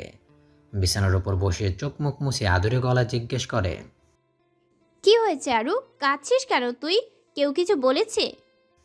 আরিশা ঠোঁট ভেঙে ফুপাতে থাকে। তার নাকের ডগা সংকুচিত প্রসারিত হচ্ছে, বুক কেঁপে যাচ্ছে ক্ষণে ক্ষণে। আইনরি ঝপাত করে নিজের বুকের সাথে মিশিয়ে ধরে আরিশাকে, পিঠের উপরে আলতো হাত রেখে বলে, আরু বোন আমার, কি হয়েছে আপুকে বল। আরিশা ঝমঝমিয়ে কাঁদে, হেসকি তুলে কম্পিত গলায় সবটা বলে। আরিশা যেখানে কোচিং ক্লাস করে সেখানে তাদের ম্যাথ টিচার প্রায় আরিশাকে অপদস্থ করে। তার শরীরের বিভিন্ন জায়গায় হাত লাগায়। আজও তা করেছে, যা আরিশা সহ্য করতে পারেনি। ভয়ে কাউকে সে কথা বলেনি। তার বাবা পড়ালেখার বিষয়ে খুব কড়া। আইনরি বোনের মনস্তাত্ত্বিক উচাটন শান্ত করতে আশ্বাস দেয় সে দেখবেই ব্যাপারটা। এমনকি তার বাবার সাথেও কথা বলবে, প্রয়োজনে সেখানে কোচিং করা বন্ধ। সবটাই শান্তভাবে শুনে নেয় নিষ্প্রাণ। নিরুদ্বেগ নিরুত্তাপ দরজার কপাট খুলে নিজের ঘরে ঢুকে সে। ঘুটঘুটে তমসাচ্ছন্ন কক্ষের কিছু স্পষ্ট নয়। ভেতরে প্রবেশ করে ঠাস করে দরজা বন্ধ করে দেয় নিষ্প্রাণ। অন্ধকারে ধীর গতিতে এগিয়ে যাচ্ছে সে। হাঁটুর কাছে বিছানার অস্তিত্ব অনুভব হতেই নৈশব্দে বসে। ক্লান্ত শরীরটা এড়িয়ে দেয় বিছানার পাটাতনে। নিকষ কালো অন্ধকারময় ঘরে নিষ্প্রাণ তার নিজের উপস্থিতিও টের পাচ্ছে না। তার মানুষলোকে প্রশ্নের সরাসরি, কেন পৃথিবীতে মানুষ এমন? কেন নারী দেহে তাদের এত লালসা? নারীর রক্তে এত কেন সুখ খুঁজে পায় মানুষরূপী হায়নারা? নারী কেন শুধু ভোগবস্তু? নিষ্প্রাণের মুখ থেকে অস্ফুট স্বরে নির্গত হয়, মা। অন্ধকারের চোখ বুঝে নেয় নিষ্প্রাণ, আচম্বিতে অমিলিত চোখে উঠে বসে। তার সামনে কেউ একজন দাঁড়িয়ে আছে, আয়েন্দ্রি নয় সে। শুভ্র একদলা মেঘ যেন কৃষ্ণ কাদম্বিনীর মাঝে ওকে দিচ্ছে, একজন মায়াবতী কামিনী যার দু চোখে অকৃত্রিম মায়া, প্রেম, স্নেহ। তার হাতের তালুতে দণ্ডায়মান সফেদ রঙের মোমের শিখা, জ্বলন্ত অগ্নিশিখা। চমকিত গলায় বলে ওঠে নিষ্প্রাণ। তারা, নয়নতারা, তুমি ফিরে এসেছো? মেয়েটি উষ্ণ হাসল, বলল, কেমন আছিস নিষ্প্রাণ? কাল বিলম্ব না করে নয়নতারা অপার্থিব অবয়বটির সামনে এসে দাঁড়িয়ে স্থির হয়ে অপলক চেয়ে থাকে নিষ্প্রাণ। মেয়েটা একটুও বদলায়নি। এমন কি করে হয়? নয়নতারা সশব্দে হেসে ওঠে, খোশ মেজাজে বলল, অয়েন্দ্রিককে খুব ভালোবাসিস তাই না? জ্বলন্ত অগ্নিশিখা ভেদ করে নিষ্প্রাণের উৎসুক চাহনি নয়নতারা সুশ্রী মুখশ্রীতে। আগুনের শিখার জলজলে প্রতিচ্ছবি নয়নতারার চোখে, সেদিকেই বদ্ধ দৃষ্টি নিষ্প্রাণের। নয়নতারা বিগলিত হাসল, স্নেহসিক্ত গলায় বলল, ওকে আগলে রাখিস, আমার মতো হারিয়ে যেতে দিস না নিষ্প্রাণ। ওরা তো আমাকে বাঁচতে দিল না। তুই তো ধ্রুবতারাকে তোর বুকের ভেতরেই রাখিস। টলটল করে ওঠে নয়নতারার চোখ, ভিজে ওঠে তার গলা। নিষ্প্রাণ টিমটিমে গলায় বলল, ওকে আমি ভালোবাসি, আমার ধ্রুব তারাও। ওকে হারাতে দেব না আমি। বিমুগ্ধ হাসল নয়নতারা। নিষ্প্রাণ অপরাধী গলায় স্বীকারোক্তি দেয়, আমি তোমাকে বাঁচাতে পারিনি তারা, আমাকে ক্ষমা করেছো তুমি? নয়নতারা খিলখিলিয়ে হাসে, ভয়চকিত চোখে আটকে ওঠে নিষ্প্রাণ। নয়নতারা মৃতপ্রায় গলায় বলল, এতে তোর দোষ নেই। আমি তো নয়নতারা, সময় শেষে ঝরে গেলাম। ও তোর ধ্রুবতারা, কালো আকাশে সব সময় চলবে, তোকে আলো দিবে। আমি ওই দূর আকাশ থেকে তোদের মিলন দেখব। নিষ্প্রাণ আবেগী হয়, তার দুই চোখ ঝাপসা হয়ে আসে। মৃদু গলা রোশনালা জ্বলে বলল, আমি ওদের কাউকে বাঁচতে দিইনি তারা, ওদেরকে ওদের পাপের শাস্তি দিয়েছি। ছাই হয়ে গিয়েছে ওরা সব। যেই বদ্ধ ঘর তোমার আর্তনাদ শুনে কেঁদেছে, সেই ঘরেই ওদের জীবন্ত সমাধি করেছি আমি। চিৎকার করে বাঁচতে চেয়েছে ওরা, আমি শুধু শুনেছি। বক্র হাসে নিষ্প্রাণ। চকচক করে ওঠে নয়নতারার চোখ, চট করেই বলল, বিয়ে করবি আমায়? ধপ করে নিভে যায় মোমবাতির শিখা। নিষ্প্রাণ অধৈর্য হয়ে পড়ে, আদার হাতরে উদ্ভ্রান্তের মতো চেঁচিয়ে ওঠে। তারা, তারা, দৈবাত আলো জ্বলে ওঠে নয়নতারা যেখানটা দাঁড়িয়েছিল সেখানে। কিন্তু নিষ্প্রাণ ভরকে যায়, নয়নতারার পুরো দেহ পিঞ্জরে রঞ্জিত। কাতর চোখে চেয়ে এসেছে, ওই চোখে বাঁচার আর্তনাদ, ঠিক সেদিনকার মতো। আচমকা জ্বলে ওঠে আগুন, নয়নতারাকে ঘিরে ফেলে আগুনের বলয়। তার তীব্র হাওয়ায় ছিটকে সরে আসে নিষ্প্রাণ, ঘামতে শুরু করে সে। আগুনের লেলিহান শিকার উত্তাপে তার শরীরের উষ্ণতা বাড়তে থাকে, জ্বলন শুরু হয় চামড়াতে। নিষ্প্রাণ হাত বাড়ায়, বাঁচাতে চায় নয়নতারাকে। নয়নতারা হাসছে, হেসেই যাচ্ছে। আগুন গিলে নেয় নয়নতারাকে। নিষ্প্রাণের মনে হলো কেউ তার কলিজা খামচে ধরেছে। পানিবিহীন মাছের মতো অবস্থা তার। চিৎকার দিয়ে ওঠে নিষ্প্রাণ। বিছানা থেকে উঠে বসে নিষ্প্রাণ, তার শরীর ঘামে ভিজে জুবুথুবু। শকটোক্তি করে বলল, বসার ঘরে নিষ্প্রাণকে দেখি ভ্রু কুঞ্চন করে আয়েন্দ্রি। নিজের কক্ষ থেকে বেরিয়ে নিষ্প্রাণকে দেখতে পাবে তা আয়েন্দ্রির কল্পনাতীত। আয়েন্দ্রির দিকে তাকিয়ে মলিন হাসে নিষ্প্রাণ। আলফা সাহেব তখন খাওয়ার টেবিলে। আয়েন্দ্রির ভীত সরল দৃষ্টি তার গতিপথ পাল্টে আলফা সাহেবের গম্ভীর মুখে এসে থামে। আলফা সাহেব একেবারে মেয়ের দিকে কঠোর চোখে তাকালেন। তারপর কোনো প্রতিক্রিয়া ছাড়াই নিজের খাওয়ায় মনোনিবেশ করলেন। আয়েন্দ্রি ব্যাপারটা ধরতে পেরে ভয়চকিত গলায় প্রশ্ন ছড়ে নিষ্প্রাণকে, তুই এত সকালে এখানে? সরব দৃষ্টিতে উঠে দাঁড়ায় নিষ্প্রাণ, প্রাণ খোলা হেসে বলল, তোকে নিতে এলাম, আজ তো ইম্পর্ট্যান্ট ক্লাস আছে। আয়েন্দ্রি নীরবে ঢোক গিলে বাবার দিকে তাকালো। ঝুমা রান্নাঘর থেকে বেরিয়ে খাওয়ার টেবিলে এগিয়ে যেতে যেতে বললেন, বসে বাবা, খেয়ে নাও। চট করে উদ্বিগ্ন গলায় বলে ওঠে আয়েন্দ্রি। তুই না খেয়ে এসেছিস? নিষ্প্রাণ আলতো হেসে প্রত্যুক্তি করে বলল, বুয়া তো তখনও আসেনি, তাই খাওয়া হয়নি। ঝুমাকে চকিত ডেকে ওঠে নিষ্প্রাণ। মা, আমি কিন্তু পেট ভরেই খাবো, না করতে পারবেন না। আয়েন্দ্রি ভরাট চোখে চেয়ে অবাক গলায় বলল, তুই মাকে কি বলে ডাকলি? নিষ্প্রাণ ঝরা গলায় বলল, মা, তোর মাকে আমিও মা ডাকবো। আমার তো মা নেই। চাচি, মামি, খালা ডাকতে ইচ্ছে হলো না, তাই মা ডাকলাম। তবে আঙ্কেলকে বাবা ডাকবো না, স্যার ডাকবো। তুই চাইলে বাংলায় জনাব বলেও ডাকতে পারি। ফিক করে হেসে ফেলে নিষ্প্রাণ। ভয়ে আন্দ্রির শরীর জমাট বেঁধে যাচ্ছে, আর এই ছেলে আছে তার ফাজলামো নিয়ে। খেতে বসে নিষ্প্রাণ। সকাল 9টা, ক্লাস শুরু হতে ঢের দেরি। আলফা সাহেব অফিসে চলে গেলেন। খাওয়া শেষ করে সোফায় বসে নিষ্প্রাণ। আয়েন্দ্রি প্রশ্নের ডালা নিয়ে বসে নিষ্প্রাণের সামনে। তুই বাসায় কেন এসেছিস? নিষ্প্রাণ সোজা উত্তর করে। তোকে দেখতে ইচ্ছে হচ্ছিল তাই। হাসল নিষ্প্রাণ, বদ্ধ হাসি। ঘাড় বাঁকিয়ে তাকাতেই দেখল প্রবাহীন আননের আরিশাকে। ব্যস্ত গলায় ডেকে ওঠে নিষ্প্রাণ। আরিশা, স্থির হয় আরিশা। চড়ুই পাখির মন ভালো নেই, কিচিরমিচির নেই প্রভঞ্জনে। শান্ত স্মিত সে, বিষাদগ্রস্ত অন্তর্করণ। আরিশা তাকালো, কি কাতর চাহনি। নিষ্প্রাণ ধীর পায়ে আরিশার সামনে এসে দাঁড়ালো। কোমল হাসে, সংকীর্ণ গলায় বলল। কেমন আছো আরিশা? আরিশা জোরপূর্বক হাসল, ম্লান গলায় বলল। ভালো। নিষ্প্রাণ মৃদু হাসল, বলল। চলো, আজ তোমাকে ভাইয়া আর আপু মিলে কোচিংয়ে দিয়ে আসবো। আর্তনাদ করতে ইচ্ছে হলো আরিশার, কিন্তু সে করল না। নিষ্প্রভ চোখে বোনের দিকে তাকালো, ছোট্ট করে বলল। আমি যাব না। ঝুমা ভ্রু নাচিয়ে উঠে শাসিয়ে বলল। কেন যাবি না? কি হয়েছে তোর? কি ঢং শুরু করছস? চোখ ফেটে কান্না আসতে চাইল আরিশার, কিন্তু সে নিজেকে গোপন করল। মায়ের কথার তীর তার কানে বিঁধলেও সে জবাব দিল না। হাঁটু ভেঙে আরিশার সামনে বসে নিষ্প্রাণ। তাতেও আরিশার কাঁধ পর্যন্ত উচ্চতা নিষ্প্রাণের। সে মুগ্ধ হাসল। স্নেহের সাথে আরিশার 2 হাত নিজের মুঠোয় নিয়ে নিজের হাতের পিঠে চুমু খেল, যেন তা পৌঁছে যায় আরিশার ভাঙা মনে। চেয়ে রইলেন ঝুমা নিমিষি নাকিতে। ঠান্ডা স্বরে প্রশ্ন করে নিষ্প্রাণ। কোন ফুল পছন্দ তোমার? নিষ্কম্প গলায় উত্তর দেয় আরিশা। গোলাপ। গোলাপে কাঁটা কেন থাকে বলো তো? জানি না।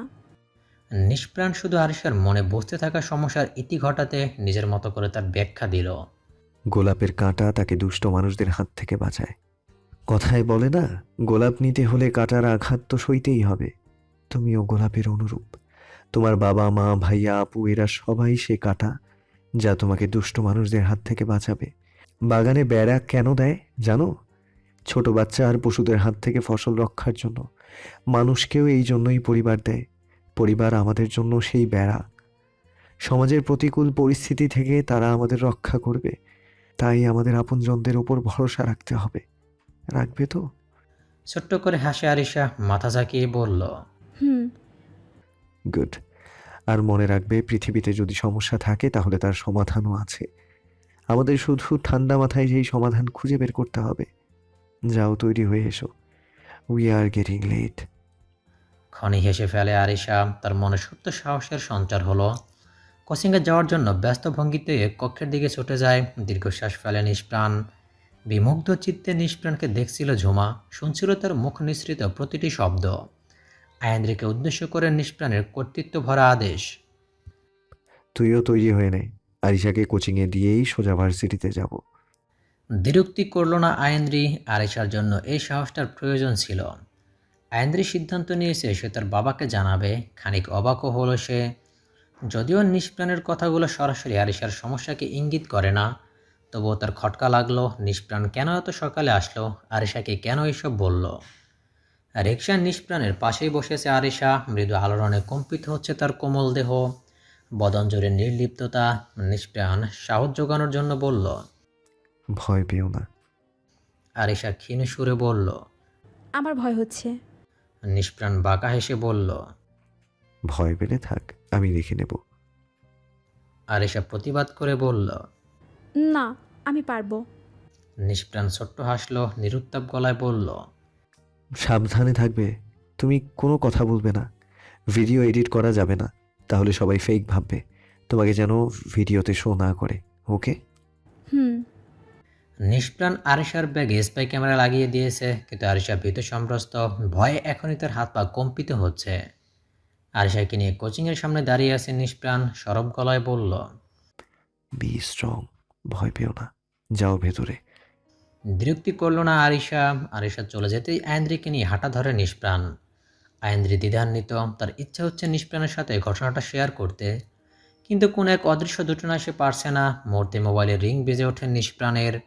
রিসিভ করে বিগলিত হাসে, ফুরফুরে মেজাজে বলল। ওয়েট করো, আমি আসছি। কল কেটে রহস্য হাসেন নিষ্প্রাণ। আয়ানজি বিভ্রান্ত চোখে তাকে উৎসুক গলায় প্রশ্ন করে। কে কল করেছে?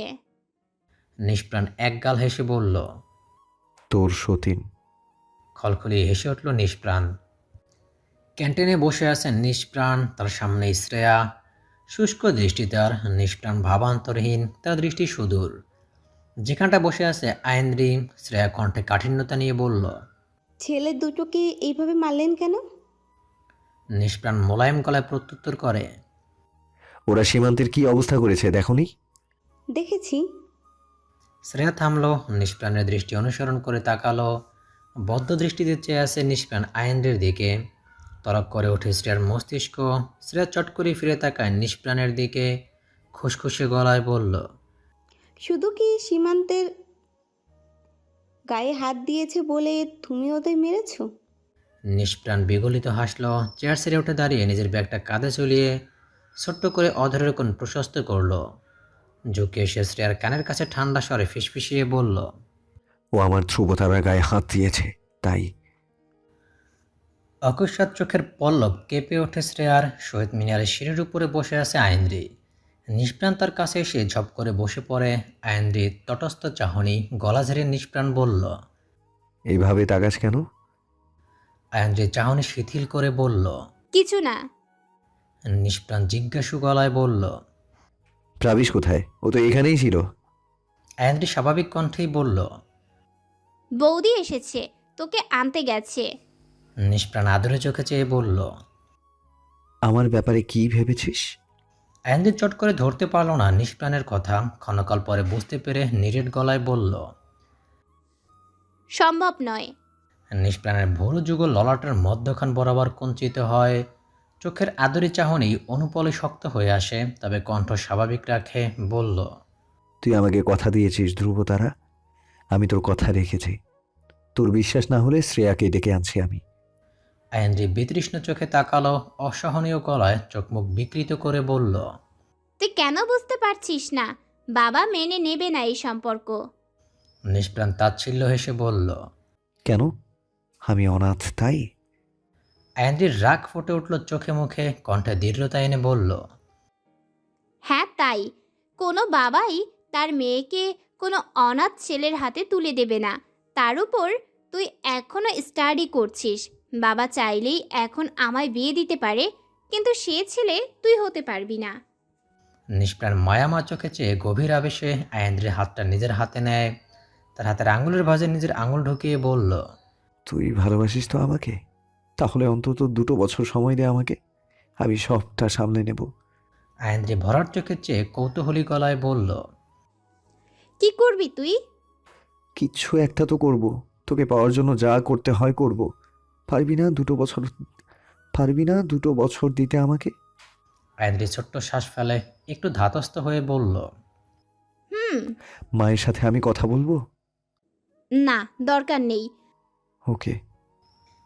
আইন্দ্রির আঁখিপুটো প্রসারিত হয় দূরে দৃশ্য অবলোকন করে। তার চোখের চাহনির তারতম্য দৃষ্টিগোচর হতে সেই দিকে তাকায় নিষ্প্রাণ। একটা শুভ্র জামদানি পরেছে জাহ্নবী, বাদামি রঙের রেশমি চুলগুলো খেলছে তার কাঁধে, যার বেশ কিছু ছড়িয়ে আছে বাম চোখের উপরে। দুধের হালতা রং যেন প্রভাকরের দীপ্ত কিরণে আরও উজ্জ্বল হয়ে ধরা দিচ্ছে। গুটি গুটি পায়ে এগিয়ে আসছে জাহ্নবী। মেয়েটাকে সশরীরে কখনই দেখেনি আইন্দ্রি, আজ দেখে মনে হলো পদ্মাসন থেকে নেমে এসেছে দেবী। চোখে পুরু কাজলের টান, ঠোঁটে গাঢ় খয়েরি রঙের লিপস্টিক। আইন্দ্রি ঢোক গিলল, এত সুন্দরও মানুষ হয়। আইন্দ্রি ফর্সা হলো ততটা উজ্জ্বল নয় তার গায়ের রং, যেন নিভে যাওয়া মোমবাতি। চোখেতে নিষ্প্রাণের দিকে তাকায় সে। নিষ্প্রাণের চোখে ততটা জৌলস নেই যতটা সে আশা করেছিল। স্বাভাবিক চাহনি, সামনে এসে দাঁড়ায় প্রাবিশ আর জাহ্নবী। ঠোঁট বড়া হাসে জাহ্নবী, কি সুন্দর হাসে মেয়েটা। আইন্দ্রির মন নিচে ওঠে, নির্মল গলায় বলে ওঠে জাহ্নবী। আইন্দ্রি অধর বিস্তৃত করে হাসল, নীরব সম্মতি দিল। নিষ্প্রাণের দিকে তাকিয়ে সময় নিল না জাহ্নবী, চট করেই বলল। আইন্দ্রি ভরার চোখে তাকায়, সাদা মোম যেন রোদের তাপে গলে যাবে। বিন্দু বিন্দু ঘাম জমেছে জাহ্নবীর চিবুকের গাঁথনিতে। আইন্দ্রি সরব গলায় বলল। কেমন আছো বৌদি? লজ্জা মিশ্রিত হাসল জাহ্নবী, প্রাবিশের দিকে নাজুক চোখে তাকিয়ে বলল। ভালো। হঠাৎ কি মনে করে? আয়েন্দ্রির করা প্রশ্নে মুখ খুলল প্রাবিশ, সরস গলায় বলল, একটা স্কুলে ইন্টারভিউ দিতে এসেছি। ও আচ্ছা। জাহ্নবী খেয়াল করলো নিষ্প্রাণ কোনো কথা বলছে না, নিজ থেকে আগ্রহ নিয়ে বলল। নিষ্প্রাণ অপ্রস্তুত হয়, তার মনে পড়ে আরিশার কথা, মেয়েটা পারবে তো? স্বাভাবিক চোখে চেয়ে বলল। I am fine. জাহ্নবী স্বতঃস্ফূর্ত হাসলো, মুক্ত গলায় বলল। আমাকে খুঁজছিলি বুঝি? কুসুমের মিষ্টি গলায় বন্ধু মহলে খুশির জোয়ার আসে, তবে তার ধারাবাহিকতা টিকে না সীমান্তর জন্য। জাহ্নবী তাদের কোথাও বসে আড্ডা দেওয়ার প্রস্তাব রাখে, কিন্তু সীমান্তকে ছাড়া সব পানসে, তাই আপত্তি করলো সবাই। জাহ্নবীকে পৌঁছে দেওয়ার নিমিত্তে ভার্সিটি প্রাঙ্গণ ছাড়ে প্রাবিশ। কুসুম টকবগিয়ে বলল। মেয়েটা কিন্তু দারুণ, যদিও প্রবিশ থেকে বছর 3 বড়, তবুও দুজনকে দারুণ মানিয়েছে। হুম। কুসুম হঠাৎ করেই বলে ওঠে। কি রে নিষ্প্রাণ না, এমন চিতল মাছের মতো ভেটকাইয়া আসোস কেন? ফিক করে হেসে ফেলে আয়েন্দ্রি। নরম হাসের নিষ্প্রাণ, চোখে সরলতা এনে আয়েন্দ্রিকে বলল। আমি মসজিদে গেলাম, তোকে বাসায় পৌঁছে দেবো আমি, একা যাবি না। আয়েন্দ্রি চোখের ইশারায় তাকে আশ্বস্ত করলো। নিষ্প্রাণ যেতেই সন্দিগ্ন চোখে তাকায় কুসুম, ফিসিল হেসে বলল। কি চলতেছে তোদের দুজনের মধ্যে? টেম্পু চলছে, তুই উঠবি? কলহাস্যে বাতাস কাঁপিয়ে তোলে দুই বান্ধবী। তমসার চাঁদোয়া বিছানা বদ্ধ কক্ষে শুয়ে আছে নিষ্প্রাণ। অন্ধকারাচ্ছন্ন কক্ষে তার এলোমেলো দৃষ্টি, পা দুটো শান্ত ভঙ্গিতে দুলছে বিছানার পাটাতনের বাইরে। আয়েন্দ্রিকে পৌঁছে দিয়ে আসে তার বাড়িতে, কায়দা করে সুযোগ বুঝে আরিশার কাছ থেকে স্পাই ক্যামেরা আর তার কোচিংয়ের কিছু সহপাঠীদের বাবা মায়ের নাম্বার নিয়ে আসে। নতুন সিম কিনে তা অন করে। আরিশার সহপাঠীদের মধ্যে যাদের বাবা মা হোয়াটসঅ্যাপ ব্যবহার করেন, তাদের নাম্বার এসে ভিডিও সেন্ড করে সিম ডিস্ট্রয় করে ফেলে। বায়োমেট্রিক্স পদ্ধতিতে তার আঙ্গুলের ছাপ মেলানো যাবে না, তার ব্যবস্থাও নিষ্প্রাণ করেছে। ভিডিওতে শুধু ম্যাথ টিচার অলিকের মুখ আর কণ্ঠ সবার দৃষ্টিগোচর হবে। নিষ্প্রাণের কথার মতো আরিশা কোনো কথা বলেনি। আবিষ্কৃত গলায় বলে ওঠে নিষ্প্রাণ। জানো নয়নতারা, ওকে আমি নিজেই মারতাম, কিন্তু সময় নেই হাতে। দাদু ডেকেছে আমাকে, যেতে হবে আমায়। নিষ্প্রাণের পায়ের কাছে বসা নয়নতারার অপার্থিব অবয়বটি হেসে ওঠে, যার বাস্তবে কোনো অস্তিত্ব নেই, যাকে নিষ্প্রাণ তার দিব্য দৃষ্টি দিয়ে দেখে, কল্পনা করে তার অবচেতন মনে। নয়নতারা মৃদু হাসল, ঝলমলে গলায় বলল। বড় দাদু বুঝি তোকে শাস্তি দিবে? নিষ্প্রাণ উঠে বসে চকচকে চোখে চেয়ে দেখল মৃদু হাস্য অধরের নয়নতারাকে। তার হাতে জ্বলন্ত মোমবাতি, সেই মোমবাতির অগ্নিশিখায় নয়নতারাকে পূর্ণ নজরে দেখে নিষ্প্রাণ। তাচ্ছিল্য হাসল সে, মুক্ত গলায় বলল।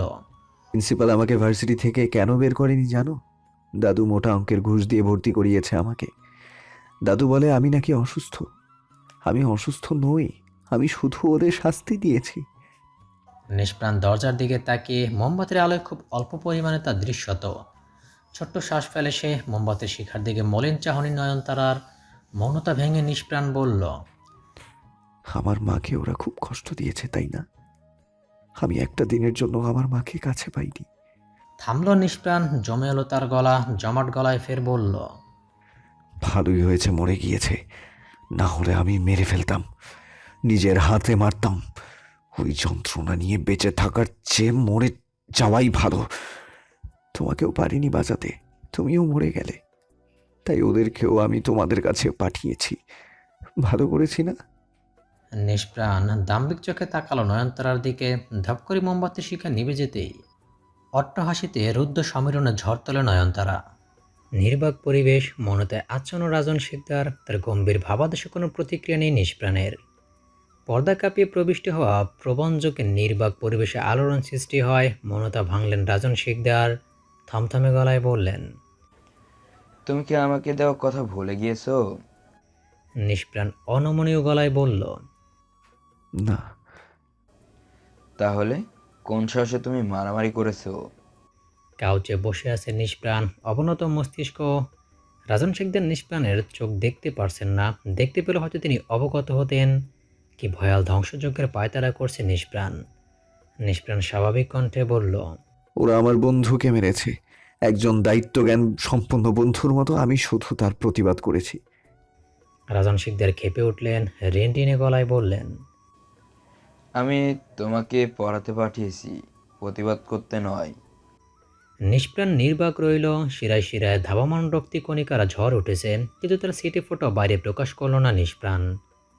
নিগুড় দৃষ্টিতে চেয়ে আছেন রাজন শেখদার। নিষ্প্রাণকে বোঝার চেষ্টা করছেন তিনি, কিন্তু ব্যর্থ হলেন। রাজন শেখদার তেতে উঠলেন, দারাজ গলায় বললেন, আর যেন ভুল না হয়, তোমাকে আমি দ্বিতীয় সুযোগ দেব না। নীরবতা নেমে এলো, এলোমেলো চিন্তা ভর করল নিষ্প্রাণের মস্তিষ্কে। মনে পড়ল তাকে ফিরতে হবে, তার ধ্রুবতারার কাছে ফিরতে হবে। ঢাকা শহরের কাছাকাছি একটা মফস্বলে থাকে নিষ্প্রাণের দাদু। এখানে আসতে 2 ঘন্টা সময় লেগেছে। নীরবতা ছন্দ তুললেন রাজন শেখদার, বললেন, মেয়েটার সাথে কি সম্পর্ক তোমার?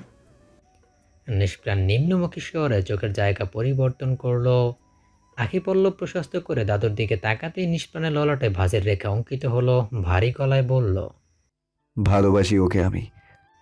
রাজন শেখদার খ্যাপাটে গলায় বললেন, পড়তে পাঠিয়েছি তোমাকে আমি, ভালোবাসতে নয়।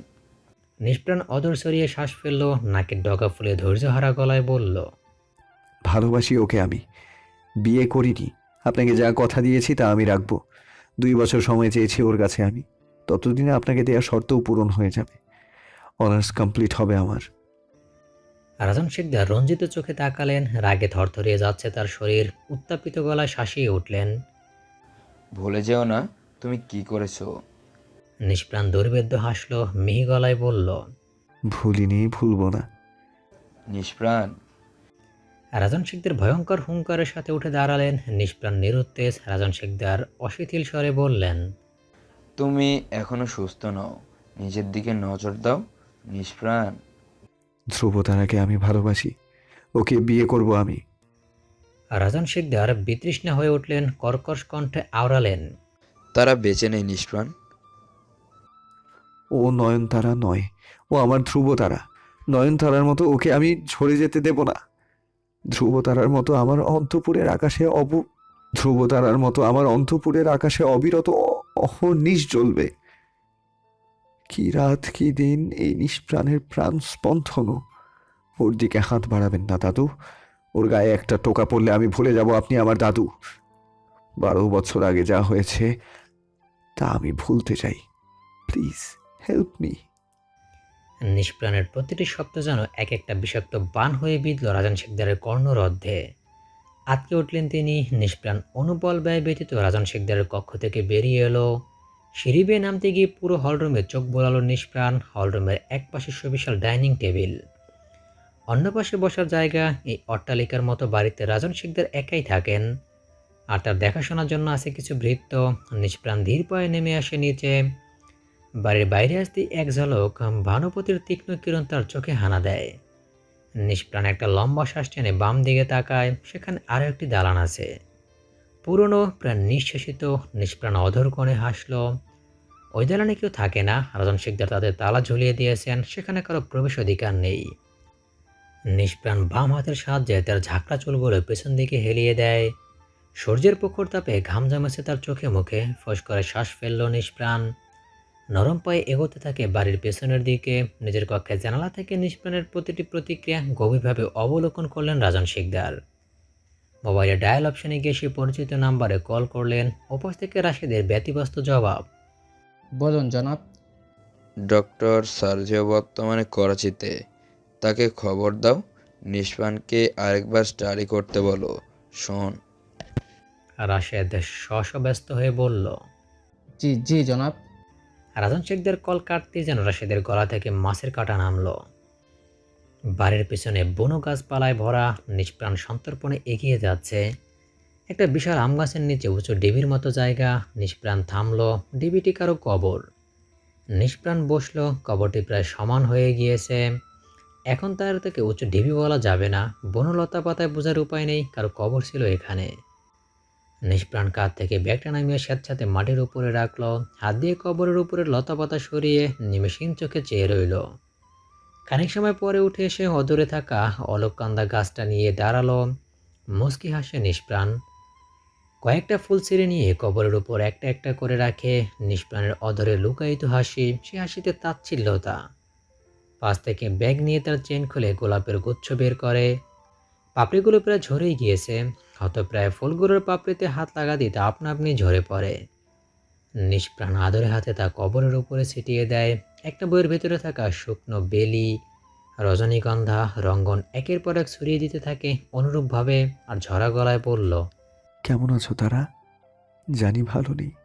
একা কেউ ভালো থাকে থাকে না, আমিও ছিলাম না, কিন্তু এখন থাকবো। আমার ধ্রুব তারা এসেছে, ওকে নিয়ে ভালো থাকবো আমি। ঝরঝর করে হেসে ফেলে নিষ্প্রাণ। অদ্ভুত সে সিটির সুর বেজে ওঠে তার গোলাকার ওষ্ঠে ধরে। ঘাড় বাঁকিয়ে আরেকটি কবরের দিকে তাকায় নিষ্প্রাণ, যেখানে সমাহিত তার চোখের সামনে আত্মহতি দেওয়া সেই নারী, যার জঠর থেকে জন্ম নিয়েও সে একটা রাতের জন্য তার বুকে ঘুমাতে পারেনি। বিকেল 5টা, মৃয়মান সূর্যের আলো, ধূসর আকাশ ধীরে ধীরে লুপ্ত হচ্ছে নীলাভ কালচে মেঘে। গরুগম্ভীর মুখ করে বসে আছে আয়েন্দ্রি, চিন্তিত মুখশ্রিত চকচকে চোখ। প্রবেশের ক্ষীণ গলার প্রশ্নে ধ্যান ভাঙে আয়েন্দ্রির। হাত বাড়িয়ে তাকাতে ফিসল হাসে প্রবেশ। কি ভাবছিস? কিছু না। আয়েন্দ্রি ভার্সিটির গেটের দিকে চোখ স্থির রেখে মোলায়েম গলায় বলল, প্রাণ আজ আসেনি কেন? প্রবেশ সহজ গলায় বলল। ও গ্রামে গিয়েছে। আয়েন্দ্রি ভুরু উঁচু করে তাকালো, চোখের কোণে ভাঁজ ফুটিয়ে বলল, কেন? তা তো জানি না, সকালে মেসেজ করেছিল, তারপর মোবাইলে সুইচ অফ। আয়েন্দ্রি শঙ্কিত হলো, তাকে কিছু না জানিয়ে চলে গেল। আয়েন্দ্রির চোখে মুখের বিরস ভাব বুঝতে পারে প্রবেশ, আশাসিত গলায় বলল, চিন্তা করিস না, চলে আসবে, হয়তো জরুরি কাজ ছিল তাই হুট করেই চলে গিয়েছে। আয়েন্দ্রের চিন্তা কমল না, খুটখুট করছে নিষ্প্রাণের চিন্তা তার মস্তিষ্কে। কণ্ঠে গভীরতা টেনে প্রশ্ন করল, তুই কখনো প্রাণের বাসায় গিয়েছিস? প্রবেশ মাথা ঝাঁকালো। আয়েন্দ্রির তটস্থ গলায় ফের প্রশ্ন করে, ওর ঘরে গিয়েছিস? ওকে আমার আজব লাগে। চট করে হেসে ফেলে প্রবেশ, তার চোখে চাটুকারিতা। ফিসেল গলায় বলল, দরিয়ার জল বলে মৎস্য কইর না ফরফরানি। আছি আমি তোমার সঙ্গে নিরবধি। এইসব চিন্তা কেন তোর হাজাইরা? আয়েন্দ্রি বিষিয়ে ওঠা কণ্ঠে বলল, আরে এই, আমি তোকে ফাজলামি করার মতো কি বললাম? ভালোবাসিস নিষ্প্রাণকে? আয়েন্দ্রির কণ্ঠে মৌনতা নেমে আসে, ঠোঁটের কোণের অনাবিল হাসিটা বন্ধ হয়ে যায়। নিষ্প্রভ চোখে নামে জলপুকুরের অথই জল। আয়েন্দ্রি পাশ ফিরে নিজেকে লুকাতে ব্যস্ত হয়। প্রবেশ ঠান্ডা গলায় বলল, ছেলেটা খারাপ না, একটু অন্যরকম, কিন্তু তুরমুখী মেধাবী। নিজেকে গুটিয়ে রাখে ঠিকই, কিন্তু প্রয়োজন মেলে ধরে। ও আসলে এক অদ্ভুত। ততবারই ওর বাসায় গিয়েছি, কখনো ঘরে প্রবেশ করার অধিকার পাইনি। নিচে দাঁড়িয়ে থাকি, ওর ঘর থেকে বেরিয়ে আসে। এমনকি মেছে অন্যদের সাথেও তেমন সখ্যতা নেই নিষ্প্রাণের। কাউকে ওর ঘরে কখনো যেতে দেয় না। একাগ্র চিত্তে তা শ্রবণ করছে আয়েন্দ্রি। প্রবেশ থামতেই হুট করে বলল, ওর বুয়া? বুয়া পাশের ঘরে রান্না করে, খেতে ইচ্ছে হলে সেখান থেকে খেয়ে আসে। আয়েন্দ্রির দৃষ্টি ক্রমশ প্রশস্ত হচ্ছে, টনটন করছে মস্তিষ্ক। কোনো মানুষ এতটা ইন্ট্রোভার্ট কি করে হয়? প্রবেশ নিজ থেকেই বলল, এসব আমাকে সীমান্ত বলেছে। প্রথমে আমি অবাক হয়েছি, পরে মনে হয়েছে স্বাভাবিক। কেন? প্রবেশ দুর্বেদ্য হাসলো, বিগলিত গলায় বলল, নিষ্প্রাণ ছোটবেলা থেকেই একা বড় হয়েছে। মানুষের সাথে বিশেষ সখ্যতা গড়ে উঠতে একটু সময় লাগবে। হয়তো ওর হেজিটেশন। এই তোর কথাই ভাবনা, কত দ্রুত তোকে ভালোবেসে ফেলেছে। কিন্তু চিন্তা কর, গত 16 মাসে ও তোকে খেয়াল করেনি। আর কখনো করলো হায়, আর যখন করলো হায়। প্রবেশের অদরে খেলে গেল দুষ্ট হাসি। আয়েন্দ্রি বরফের মতো জমে আছে, তরলে পরিণত হতে বেশ সময় লাগবে। তৎক্ষণাৎ দৌড়ে আসে তৃণা। কিছু বোঝে ওঠার আগেই আয়েন্দ্রির হাত ধরে তাকে টেনে তোলে। হকচকিয়ে ওঠে আয়েন্দ্রি, অধৈর্য গলায় বলে, কি হয়েছে তোর? পাগল হয়েছিস? তৃণা গাল ভর্তি উচ্ছ্বাস নিয়ে বলল, সারাক, স্যার তোকে ডেকেছে, জলদি চল। আয়েন্দ্রি প্রতিক্রিয়া করার সময় পেল না, আর তাকে জোর করে টেনে নিয়ে গেল তৃণা। টুম করে প্রবেশের ফোনের মেসেজ টোন বেজে ওঠে, তা দেখে অধৈর্য ঝরে মিষ্টি হাসি। প্রফেসর জামিনী তার ডিপার্টমেন্টের একটা প্রোগ্রাম করবেন, তাতে রবীন্দ্রসঙ্গীত গাওয়ার জন্য তিনি একজন মেয়ে খুঁজছেন। প্রফেসর স্মারক থেকে আয়েন্দ্রির নাম রেকমেন্ড করে। রবীন্দ্রসঙ্গীত শুনেই মাথা হায়াত আয়েন্দ্রির। সে কোনোভাবেই রাজি নয়। জামিনী তাকে রিকোয়েস্ট করে অনুষ্ঠান হতে আরও 1 মাস। ততদিনে নিয়মিত চর্চা করলে ভালো কিছু হবে বলে তিনি আশা রাখেন। মনে সাহস সঞ্চয় হচ্ছে না আয়েন্দ্রির। সে নারাজ। আয়েন্দ্রিকে কমন রুমের এক পাশে নিয়ে যায় স্মারক, বিনীত গলায় বলল। আয়েন্দ্রি অপ্রস্তুত গলায় বলল, স্যার, রবীন্দ্রসঙ্গীত আমার পক্ষে অনেক টাফ একটা ব্যাপার। কিন্তু স্যার, আয়েন্দ্রির কথার মাঝেই তার মোবাইলের বিরক্তিকর রিংটোন বেজে ওঠে। নিষ্প্রাণের নম্বরটা দেখে অপল ব্যয় না করেই ব্যস্ত সমস্ত হয়ে রিসিভ করে আশাভরা গলায় বলল, হ্যালো হ্যালো প্রাণ। ওপাশ থেকে কোনো শব্দ হলো না। আয়েন্দ্রি নিরাশ হলো। ক্ষণপল পূর্বে সোনালি রোদ্দুরে ঝকমকে ওঠা মুখটার নিষ্প্রভতা সেয়ে যায়। ক্ষুণ্ণ হয় তার মন। চোখে নামে কাতরতা। টলটলে চোখ দুটো প্রশস্ত করতে টুপ করে এক ফোঁটা জল গড়িয়ে পড়ে। বিভ্রান্তি করে পরিস্থিতি এড়াতে অন্যদিকে ফিরে চোখের পানি মুছে ফেলে আয়েন্দ্রি। শাহরুখ ভ্রু বাঁকায়, কুচকানো চোখে চেয়ে জিজ্ঞাসু গলায় বলল, আয়েন্দ্রি জমাট গলায় বলল, হুম। আচমকা আবারও মোবাইল বেজে ওঠে। ব্যগ্র হয়ে তার রিসিভ করে কমন রুম থেকে বেরিয়ে আসে আয়েন্দ্রি। এক নাগারে বলতে থাকে, হ্যালো হ্যালো প্রাণ, কথা বলছিস না কেন তুই? হ্যালো। কোনো উত্তর এলো না। আয়েন্দ্রি মোবাইল কান থেকে নামিয়ে বিষণ্ণ চোখ দুটো দিয়ে তাকাতেই দেখে কল কেটে গেছে। দৈবক্রমে নিজের কাঁধে কারো স্পর্শ পেয়ে সপ্রতিভ হয় আয়েন্দ্রি। পেছন ফিরতে চমকিত হয় সে। প্রাণ।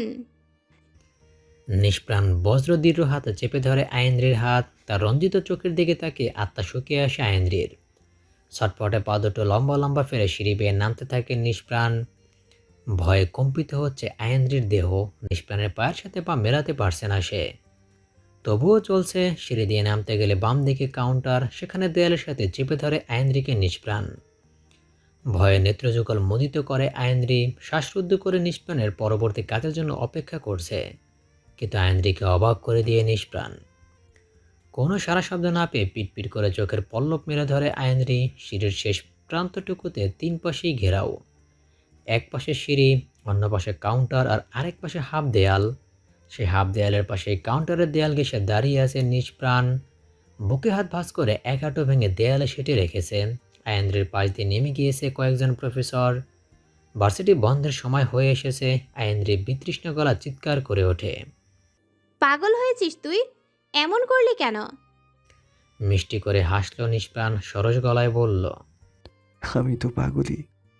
এই ছোট্ট বাক্যে আয়েন্দ্রির গর্জে ওঠা রাগ স্তিমিত হলো। সকাতরে চেয়ে বলল, কখন এসেছিস তুই? নিষ্প্রাণ হালকা করে মাথাটা ঘোরালো। নমনীয় গলায় বলল, একটু আগেই।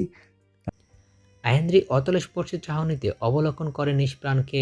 এলোথেলো চুল, শুষ্ক ওষ্ঠাধর, ম্লান চোখ। ব্যথিত হয় আয়েন্দ্রি। ভেজা গলায় বলল, এখনো কিছু খাসনি? বাসায় যাইনি তো। ওকে বাসায় পৌঁছে দিয়ে তারপর যাব। আয়েন্দ্রি আকুঞ্চিত চোখে চেয়ে বলল, তাই বলে না খেয়ে থাকবি? হাসে নিষ্প্রাণ। নির্মল গলায় বলল, তোর বাসায় খাবো, চল। আয়েন্দ্রি চঞ্চল হেসে নিষ্প্রাণের মাথা ভর্তি চুলে হাত গলিয়ে দেয়। ফিসেল গলায় বলল, চুল কাটিস না কেন তুই? কাকের বাসা। অত্যন্ত শান্ত স্বরে বলল নিষ্প্রাণ। কাটবো। আয়েন্দ্রি মেয়েকে রাগ দেখিয়ে বলল, আমি যেন এই কাকের বাসা আর না দেখি। আচ্ছা চল, এখন প্রচণ্ড খিদে পেয়েছে আমার। ঝরা হাসে আয়েন্দ্রি। গম্ভীর চোখে চেয়ে আছেন আলফাজ সাহেব। তার চাহনিতে নিষ্প্রাণের হাবভাবের কোনো পরিবর্তন হলো না। সে নির্দ্বিধায় খেয়ে যাচ্ছে। টেবিলের এক পাশে দাঁড়িয়ে আছেন ঝুমা, তার পাশ ঘেঁষেই আয়েন্দ্রি। আলফাজ সাহেব বেজায় বিরক্ত হলেন নিষ্প্রাণের এহেন আচরণে। একরাশ বিরক্তি নিয়ে বললেন, কি করা হয়? মুখে দেওয়া খাবারের লোকমা গিলতে গিয়েও পারল না নিষ্প্রাণ। চোখ তুলে তাকিয়ে আনাম্র গলায় বলল, খেয়ে নেই স্যার, তারপর কথা বলি। চোখের কোন বাঁকে আয়েন্দ্রির দিকে তাকালো নিষ্প্রাণ। চাতুর চাহনি। আলফাজ সাহেব চড়া হলেন। অসহ্যকর চাহনি দেখে মেয়েকে দেখলেন। আয়েন্দ্রির কাতর চোখে শান্ত হলেন তিনি। খাবার টেবিলে আর কোনো কথা হলো না। খাওয়া শেষে নিজের ঘরে গেলেন আলফাজ সাহেব। বসার ঘরে বসে আছে নিষ্প্রাণ। অনুদেখ, নিরুত্তেজ, স্থির। চট করে তার পাশে বসে আরিশা একগাল হেসে বলল, থ্যাংক ইউ। জানো, অলেক স্যারকে কোচিং থেকে বের করে দিয়েছে। I am so happy. নিষ্প্রাণ চোখে এসে স্নিগ্ধ স্বরে বলল, অলওয়েজ বি হ্যাপি। আরিশা ফিক করে হেসে ফেলে। চটপটে গলায় বলল, আই, তুমি বিয়ে করছো কবে? আমি আপুকে বলেছি আমাকে বিয়েতে একটা লাল শাড়ি কিনে দিতে। লাল টুকটুকি সাজবো আমি। ইস, কবে হবে তোমার আর আপুর বিয়ে? নিষ্প্রাণ মিষ্টি করে হেসে ঝরা গলায় বলল, যখন তোমার আপু কবুল বলবে। আরিশা উচ্ছ্বাসিত গলায় বলে উঠল, আরে আরে, জলদি জলদি করো, আমি কিন্তু খুব সাজবো। ওকে কিউটি। তীক্ষ্ণ স্বর ভেসে আসে আইন্দ্রির, রঞ্জিত চোখে কাটকাট গলায় বলল, এক চর মেরে দাঁত ফেলে দেব, যা এখান থেকে। আরিশা মুখ ভর্তি হাসি নিয়ে ফিসেল গলায় বলল, এমন করছো কেন? তোমার বয়ফ্রেন্ডকে নিয়ে যাচ্ছি নাকি? আইন্দ্রি রাগ দেখিয়ে বলল, বেয়াদব মেয়ে কোথাকার, যা এখান থেকে। দুই বোনের কথায় মুচকি হাসেন নিষ্প্রাণ। তার চোখে চোখ পড়তে লজ্জায় কাতর হয় আইন্দ্রি। কিছু সময় পর আলফা সাহেব আসেন। নিষ্প্রাণ তাকে দেখে বিগলিত হাসে। সম্মানপূর্বক উঠে দাঁড়ায়। নিষ্প্রাণকে বসতে বলেন আলফা সাহেব। ঘড়ির কাঁটা টিকটিক করে চলছে। সন্ধ্যা রাত ক্রমশ নিশুতি রাতের দিকে ধাবিত হচ্ছে। আলফা সাহেব ভারী গলায় প্রশ্ন করলেন, ফ্যামিলিতে কে কে আছে? নিষ্প্রাণ আলতো চোখে তাকায় আইন্দ্রির দিকে। ওরে চাহনির মানে আইন্দ্রি কি বলেনি তার সম্পর্কে? নিষ্প্রাণ মোলায়েম গলায় প্রত্যুত্তর করে, সবাই আছে। আইন্দ্রি ভরকে যায়। দম বন্ধ করে কিছু বলবে, তার আগে আলফা সাহেবের কঠোর দৃষ্টিতে থমকে যায়। আর নিষ্প্রাণের দেওয়া উত্তরে ক্ষুব্ধ হলেন আলফা সাহেব। ক্ষুণ্ণ গলায় বললেন, মানে কি?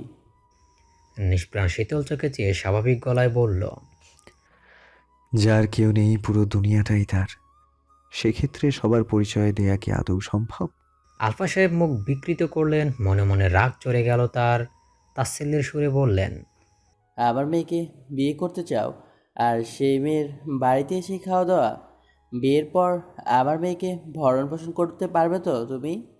নিষ্প্রাণ তার মায়াময় চোখের নিকট চাহনি আবদ্ধ করলো আয়েন্দ্রের তরল মুখে। তারপর ঠোঁটে, এই ঠোঁটের জন্যই এত কিছু। এই ঠোঁটের মালিকানা সত্য তাকে পেতেই হবে। তার ধ্রুব তারাকে তার চাই, তার অমর রচনের একমাত্র তারা করে চাই। নিষ্প্রাণ নজর ঘোরায়, প্রলম্বিত শ্বাস ফেলে নিরুদ্বেগ গলায় বলল, আমি তো এখানে আপনার জামাই হয়ে আসিনি, ধ্রুবতারার বন্ধু হয়ে এসেছি, মায়ের ছেলে হয়ে এসেছি, আরিশার ভাই হয়ে এসেছি। একবেলা খাওয়ার জন্য কাউকে খোটা দেয়া কোনো ভদ্রলোকের কাজ বলে আমি মনে করি না। তেতে উঠলেন আলফা সাহেব। ক্ষোভিত গলায় বললেন, কি বলতে চাও তুমি? কোন যোগ্যতার ভিত্তিতে আমি আমার মেয়েকে তোমার হাতে তুলে দেব? ভালোবাসার যোগ্যতায়। তীব্র রাগের পরিস্ফুটন ঘটালেন আলফা সাহেব। রিনটিনে গলায় বললেন, তুমি আমার মেয়েকে ভালোবাসো, শুধু এই একটা কারণেই আমি আমার মেয়েকে তুলে দেব? ভাবলে কি করে তুমি? আলফা সাহেবের বিস্ফোরিত রাগে ধুকবুক করে ওঠে আইন্দ্রির অন্তরিন্দ্রিয়। ঘন ঘন কয়েকটা শ্বাস ফেলে বলল, বাবা, তুমি একটু ওর কথাটা শোনো। আলফা সাহেব কর্কশ্বরের বর্ষণ ঘটালেন। নিষ্প্রাণ সমাহিত, তার কোনো প্রতিক্রিয়া নেই। আইন্দ্রির চোখ ভিজে ওঠে। তার দিকে একবার পলক ফেলে তাকায় নিষ্প্রাণ। চোখের কোণ সংকুচিত করে তীক্ষ্ণ চাহনিতে তাকিয়ে থাকে। আলফা সাহেব উগ্রমূর্তি ধারণ করলেন, বললেন, কারো দায়িত্ব নিতে হলে নিজেকে আগে তার যোগ্যতা অর্জন করতে হয়। ধরে নাও, মাটিতে দাঁড়িয়ে চাঁদ সবাই দেখে, কিন্তু তাকে পাওয়ার আশা করতে নেই। নিষ্প্রাণ মনস্কনে হাসে। যোগ্যতা? তার যোগ্যতাকে টাকার অঙ্কে পরিমাপ করা হচ্ছে, কিন্তু এই মানুষটা জানেই না যে অর্থের বড়াই সে করছে। নিষ্প্রাণের কাছে তার মূল্য 0। 3 জন আলফা সাহেবকে কেনার ক্ষমতা রাখে নিষ্প্রাণ, কিন্তু আপাতত সে তার পরিচয় সকলের অগোচরেই রাখবে। আর রাজন শিকদার নিষ্প্রাণকে শর্ত দিয়েছে, একজন সাধারণ মানুষের মতোই তাকে তার জীবন অতিবাহিত করতে হবে। অনার্স কমপ্লিট হওয়ার আগ পর্যন্ত সে কাউকেই তার পরিচয় দিতে পারবে না। নিষ্প্রাণ এইটাকে তার করা অন্যায়ের মাসুল মনে করে, কিন্তু রাজন শিকদার ভেবে রেখেছেন অন্য কিছু। তিনি নিষ্প্রাণের সুস্থ মস্তিষ্কের প্রমাণ চান, এক প্রাণহীন পুরুষের মাঝে প্রাণের সঞ্চারণ চান, যে মানুষ নিজের হাতে তার জন্মদাতা পিতাকে খুন করেছে। চিকিৎসার জন্য নিষ্প্রাণকে পাঠানো হয় ইংল্যান্ড। 12 বছর সেখানেই কাটায় নিষ্প্রাণ। তাকে স্বাভাবিক জীবন কাটানোর প্রতিশ্রুতি দিয়ে ফিরে আসতে হয় নিজের দেশে। নিষ্প্রাণ বেশ কিছু সময় নীরব থাকলো। নীরবতা কাটিয়ে সহজ গলায় বলল, আমি আপনার কাছে সময় চাইছি, মাত্র 2 বছর দেবেন আপনি আমাকে। আমি কথা দিচ্ছি, আপনার মেয়েকে আমি রানী বানিয়ে রাখবো। যদি সে যোগ্যতা আমি অর্জন করতে না পারি, তাহলে আমার আকাশের ধ্রুবতারাকে আমি আপনার হাতে সমর্পণ করে যাব।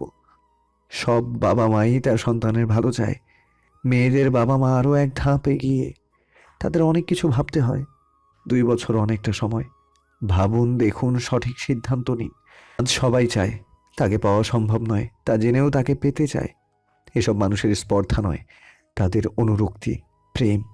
চাঁদকে পাওয়া জরুরি নয়, চাঁদের অনুরূপ যে কেউ তার জ্যোৎস্নায় আকাঙ্ক্ষিত মানুষটির অমানিসীকে আলোকিত করতে পারে। আলফা সাহেব কথা বাড়ালেন না, বিরক্তি করলেন না কোনো, কিন্তু নিষ্প্রাণ বিচলিত নয়।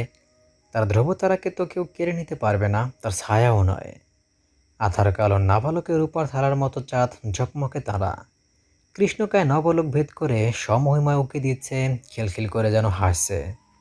তার নিচে দাঁড়িয়ে নিষ্প্রাণ আয়েন্দ্রির কঠোর দৃষ্টি হৃৎপিণ্ড ফুঁড়ে দিচ্ছে। তার জ্বলন্ত গলায় বলল, সমস্যা কি তোর? ভালোভাবে কথা বলতে পারিস না? এইসব কি বলছিলি বাবাকে? নিষ্প্রাণ একটা দীর্ঘশ্বাস টেনে নেয়, অদর সরিয়ে তা নিঃসৃত করে মিহি গলায় বলল, যা সত্যি তাই বলেছি, এর চেয়ে ভালো জবাব আমার কাছে ছিল না। তাই বলে তুই? আয়েন্দ্রির কথার মাঝপথেই তার হাত মুষ্টিবদ্ধ করে নিষ্প্রাণ। আপাঙ্গিকতেও কাজ করে বসে আয়েন্দ্রির হাতে শক্ত করে অধর চেপে ধরে। হতভম্ব হয়ে যায় আয়েন্দ্রি। তরলে ভরে ওঠে আখিদয়, চন্দ্রিকার ক্ষীণ আলোতে তা চিকচিক করে ধরা দিচ্ছে নিষ্প্রাণের চোখে। অপ্রেমে ও মায়ায় নিজের হাত ছোঁয়ায় আয়েন্দ্রির গালে ঝনঝনিয়ে ওঠে আয়েন্দ্রির নিদ্রিত নারী মন। ভারী শ্বাস ফেলে আচ্ছন্ন চাহনিতে তাকাতে সরব গলায় প্রশ্ন ছড়ে নিষ্প্রাণ। ভালোবাসিস আমাকে? ডুকরে ওঠে আয়েন্দ্রি, ভারী বর্ষণ জড়িয়ে অস্পষ্ট স্বরে বলল। হুম। নিষ্প্রাণ চোখে হাসে। আয়েন্দ্রির হুম শব্দে নিষ্প্রাণের পুরুষ মনে কাতরতা দেখা দেয়, দাম্ভিকতার সাথে বলল, ভরসা রাখ আমার উপর। আয়েন্দ্রি তার চোখের ধারা দমন করে, ঝাপসা চোখ দুটো মুছে নিয়ে নিরেট গলায় বলল, বাসায় যা, অনেক রাত হয়েছে। যাচ্ছি। সাবধানে যাবি। ওকে মাই লাভ, বাই, সি ইউ সুন। আয়েন্দ্রিকে বিদায় জানিয়ে চলতে শুরু করে নিষ্প্রাণ, ছোট ছোট পা ফেলে অদম্য চলা। আয়েন্দ্রি অনিমেষ চেয়ে থাকে আবছা আলোতে, একটু একটু করে মিলিয়ে যাচ্ছে নিষ্প্রাণ তমসাচ্ছন্ন নীরব পরিবেশে। সেই গলিতে ঢুকে চঞ্চল মনে হাঁটতে থাকে নিষ্প্রাণ, তরক করে মস্তিষ্ক জেগে ওঠে সেই কুকুরের কথা। নিষ্প্রাণ তার শুষ্ক অধরে বলাই করে সিটি বাজাতে থাকে, কিন্তু কুকুরটিকে কোথাও দেখতে পেল না সে। থমকে যায় নিষ্প্রাণ। সোডিয়াম বাতির আলোতে এধার ওধারে তাকেও কোনো কিছু তার দৃষ্টিগোচর হলো না। পাশ দিয়ে একটা লোক যাচ্ছিল। নিষ্প্রাণ আনম্র গলায় তাকে ডেকে জিজ্ঞেস করে কুকুরটির কথা। লোকটি জানায় আজ সকালে একটা গাড়ির নিচে চাপা পড়ে কুকুরটি। সারাদিন রাস্তায় পড়েছিল প্রাণহীন দেহটি। সন্ধ্যার দিকে সিটি কর্পোরেশনের লোক এসে দেহটাকে নিয়ে যায়। বিষণ্ণ শ্বাস ফেলল নিষ্প্রাণ। লোকটি চলে যায় তার গন্তব্যে। নিষ্প্রাণের মনে হলো সেই কালা কুকুরটি লেজ নাড়াতে নাড়াতে তার সামনে এসে দাঁড়িয়েছে। নিষ্প্রাণ বিনা দ্বিধায় বসলো, কুকুরটির মাথায় হাত বোলালো, নরম গলায় বলল, তোর সাথে শেষবারের মতো দেখা হলো না রে, ক্ষমা করিস আমায়। কুকুরটি সশব্দে ডেকে ওঠে। নিষ্প্রাণ অদ্ভুতভাবে ঘাড় নাড়িয়ে সিটি বাজাতে থাকে। বিভাবসুর তপ্ত কিরণে আধ ঘন্টা ধরে দাঁড়িয়ে আছে নিষ্প্রাণ আর আয়েন্দ্রি। উষ্ণতায় অতিষ্ঠ জনমানবপূর্ণ জায়গাটিতে দাঁড়িয়ে অপেক্ষার প্রহর গুনছে তারা। 20 দিন হসপিটালে শুয়ে বসে কাটিয়ে একটা তিক্ত অনুভূতির জাতাকলে নিষ্পেষিত হচ্ছিল সীমান্ত। তাই আর দেরি না করে সীমান্তের বড় ভাই তাকে বাসায় নিয়ে যায়। সীমান্তকে দেখতেই তাদের এলাকায় আসে আয়েন্দ্রি আর নিষ্প্রাণ। কিশোরী বিকেলে ভিড়ভাট্টা প্রচুর। গন্তব্যে ফেরা মানুষগুলো তখন তটস্থ, উদ্বিগ্ন, বিচলিত। সময়কে ডিঙিয়ে যত দ্রুত সম্ভব ফিরতে হবে। প্রায় আধা ঘন্টা দাঁড়িয়েও কোনো বাস পেল না নিষ্প্রাণ, যাতে তারা নির্বিঘ্নে চড়তে পারে। গাদাগাদে ঠাসাঠাসি করে ওঠা মানুষগুলোর অবস্থা দেখে গা গুলিয়ে উঠছে আয়েন্দ্রির। তবুও থেমে থাকার নয়, বাধ্য হয়ে অনেকটা মনের বিরুদ্ধে গিয়ে একটা বাসে ওঠে দুজনে। সিট খালি নেই, পেছন থেকে কোটি কতক মানুষ দাঁড়িয়ে আছে। আয়েন্দ্রি অস্বস্তিকর চোখে তাকায়। আয়েন্দ্রির উচ্চাটন বুঝতে পেরে নিষ্প্রাণ রুদ্ধ শ্বাস ফেলে। বাসের মাঝামাঝি গিয়ে বাম দিকে সিটের সাথে ঘেঁষে দাঁড়ায় সে। আয়েন্দ্রিকে দাঁড় করায় নিজের সামনে। বাস চলতে শুরু করে। লোকাল বাস হওয়ায় একটু পর পরে আরও কিছু মানুষ বাসের ভেতরে ওঠে। ফুঁসতে থাকে নিষ্প্রাণ। আয়েন্দ্রির সামনে কৃষ্ণাঙ্গ দেহের একটা ছেলে এসে দাঁড়ায়। নিষ্প্রাণ আয়েন্দ্রির কানের কাছে মুখ নিয়ে ফিসফিসিয়ে বলে, ঘুরে দাঁড়া ধ্রুবতারা। আয়েন্দ্রি বিরক্তি করলো না। আজকাল মীরা নিজের সেফটির জন্য সামনের ব্যাগ নিয়ে চলতে দ্বিধাবোধ করে না। নিষ্প্রাণের দিকে ঘুরে দাঁড়িয়ে আয়েন্দ্রির পেছনে দাঁড়িয়ে থাকা ছেলেটির চোখ বলে দিচ্ছে নেশায় পেয়েছে তাকে। চলন্ত বাসের সাথে তাল মিলে ছেলেটি একটু একটু করে আয়েন্দ্রির দিকে চেপে আসে। নিষ্প্রাণের কুপিত দৃষ্টি, কিন্তু তার দৃষ্টিগোচর হলো না আয়েন্দ্রির। মন আল্লাহ পাকের এক অদ্ভুত সৃষ্টি নারী, তাকে কিনা বোঝা যায় না। সত্যি কি তাই? হ্যাঁ তাই। নিজের শরীরে অনাকাঙ্ক্ষিত এক গোছা তুলোর স্পর্শ নারীর রাতের ঘুম কেড়ে নিতে যথেষ্ট। সেখানে কাঙ্ক্ষিত যন্ত্রণাময় ছোঁয়াতেও নারীর মন পুলকিত হয়। আয়েন্দ্রিরও তাই আজ হচ্ছে নিষ্প্রাণের এতটা কাছে সে আর আগে কখনোই আসেনি। তার নিমগ্ন দেহে আছড়ে পড়ছে নিষ্প্রাণের শ্বাস, ঝলসে দিচ্ছে তার দেহ পিঞ্জর। ড্রাইভার গাড়ির ব্রেক কষতে নিষ্প্রাণের বুকের উপর আছড়ে পড়ে আয়েন্দ্রি, লজ্জার সংকোচে শিউরে ওঠে সে। তার নারী সত্তা নিষ্প্রাণের দৃঢ় বুকের পাটাতনের স্পর্শে বিগলিত হতে থাকে। নাজুক চোখে নিষ্প্রাণের মুখের দিকে তাকায়। নিষ্প্রাণ দৃঢ়, কঠোর, প্রকোপিত, কিন্তু তা ধারণা করতে পারল না আয়েন্দ্রি সে প্রফুল্ল চিত্তে চেয়ে আছে নিষ্প্রাণের দিকে। কৃষাঙ্গ ছেলেটিকে ধাক্কা দিতেই আয়েন্দ্রি হেলে পড়ে নিষ্প্রাণের বুকে। তাতে খানিকটা প্রসন্ন হয় আয়েন্দ্রি, কিন্তু রোশনাল জ্বলে ওঠে নিষ্প্রাণ। আয়েন্দ্রির বাম দিকের সিটে এক দম্পতি বসে আছে। পুরুষটিকে বুকের সাথে জড়িয়ে আছে 6-7 বছরের একটি মেয়ে। ঘুম জড়ানো আঁখি দুটো খুব কষ্টে মেলে রাখতে চায় বাচ্চাটি। নিমিজিমি চোখে আয়েন্দ্রিকে দেখে। আয়েন্দ্রি দুই হাতে নিষ্প্রাণের শার্ট খামচে ধরে আছে। মিটিমিটি হেসে বাচ্চাটির সাথে চোখের ইশারায় ভাবের আদান প্রদান করছে। খোলা জানালা দিয়ে হুড়হুড়িয়ে উষ্ণ বায়ু ঢুকছে। গাড়ি স্লো হতে নিষ্প্রাণ তার কাঁধের ব্যাগ নামিয়ে আয়েন্দ্রির পিঠের উপর রাখে, যাতে করে আর কারো স্পর্শ না লাগে তার ধ্রুবতারার শরীরে। চোখাচোখির এক পর্যায়ে বাচ্চাটি ফিক করে হেসে ফেলে। তার বাবা মুগ্ধ গলায় বলল। রেনি হৃদয় গলা হাসে। আয়েন্দ্রির দিকে তাকিয়ে চোখ নাচিয়ে দন্তপাটে বের করে। মায়া লাগে আয়েন্দ্রির। বাচ্চা বাচ্চা চোখ দুটো তাকে টানছে। নিষ্প্রাণের দিকে তাকাতেই ক্ষুণ্ণ হয় সে। এই ছেলেটা এমন কেন, কেমন অদ্ভুত। আচমকায় নিজের কোমরে কারো ছোঁয়া অনুভব করে আয়েন্দ্রি। তার সপ্রতিভ মন নিষ্প্রাণের দিকে চেয়ে আছে। ধীরে ধীরে সে স্পর্শ গভীর হয়। আয়েন্দ্রি মৃদু গলায় বলল, প্রাণ। মুহূর্তে নিষ্প্রাণের উগ্র চেহারা দেখে অন্তরাত্মা কেঁপে ওঠে আয়েন্দ্রির। সেই স্পর্শ নিষ্প্রাণেরই ছিল। পেছনের সিট নিজের হাত বাড়াচ্ছিল দেখে নিষ্প্রাণ নিজেই আয়েন্দ্রির কোমরে হাত রাখে। এক হাতে ব্যাগ, অন্য হাতে আয়েন্দ্রির কোমর। নিজেকে পুরো দস্তুর ঠেসে রেখেছে সিটের বাড়ন্ত জায়গাটার সাথে। কষে এক লাথি বসা ছেলেটির উরুতে। অকস্মাৎ সংঘটিত ঘটনায় ছেলেটা ধরাস করে পড়ে যায়। বাসভর্তি মানুষ হকচকিয়ে ওঠে। হেল্পার চেঁচামেচি শুরু করতে ড্রাইভার বাস থামায়। নিষ্প্রাণ আয়েন্দ্রির কাছ থেকে সরে এসে ছেলেটার গেঞ্জির কলার ধরে মুখে টপটপ কয়েকটা ঘুষি মেরে বসে। আয়েন্দ্রি থরথরে কাঁপতে থাকে। ছোট্ট মেয়েটির বাবা উঠে এসে বলল। আয়েন্দ্রি ভয়াতুর চোখে নিষ্প্রাণের হিংস্রতা দেখছে। ছেলেটাকে ইচ্ছে মতো ঘুষি মারছে, সাথে লাথি। বাসের অনেকেই থামাতে গিয়েও ব্যর্থ। একটু সুযোগ পেতে ছেলেটি বাস থেকে নেমে পড়ে। দ্রুত পায়ে নামে নিষ্প্রাণ। ছেলেটির পিঠে এক লাথি বসাতে হুমড়ে খেয়ে পড়ে। আয়েন্দ্রি বাস থেকে নেমে আসে।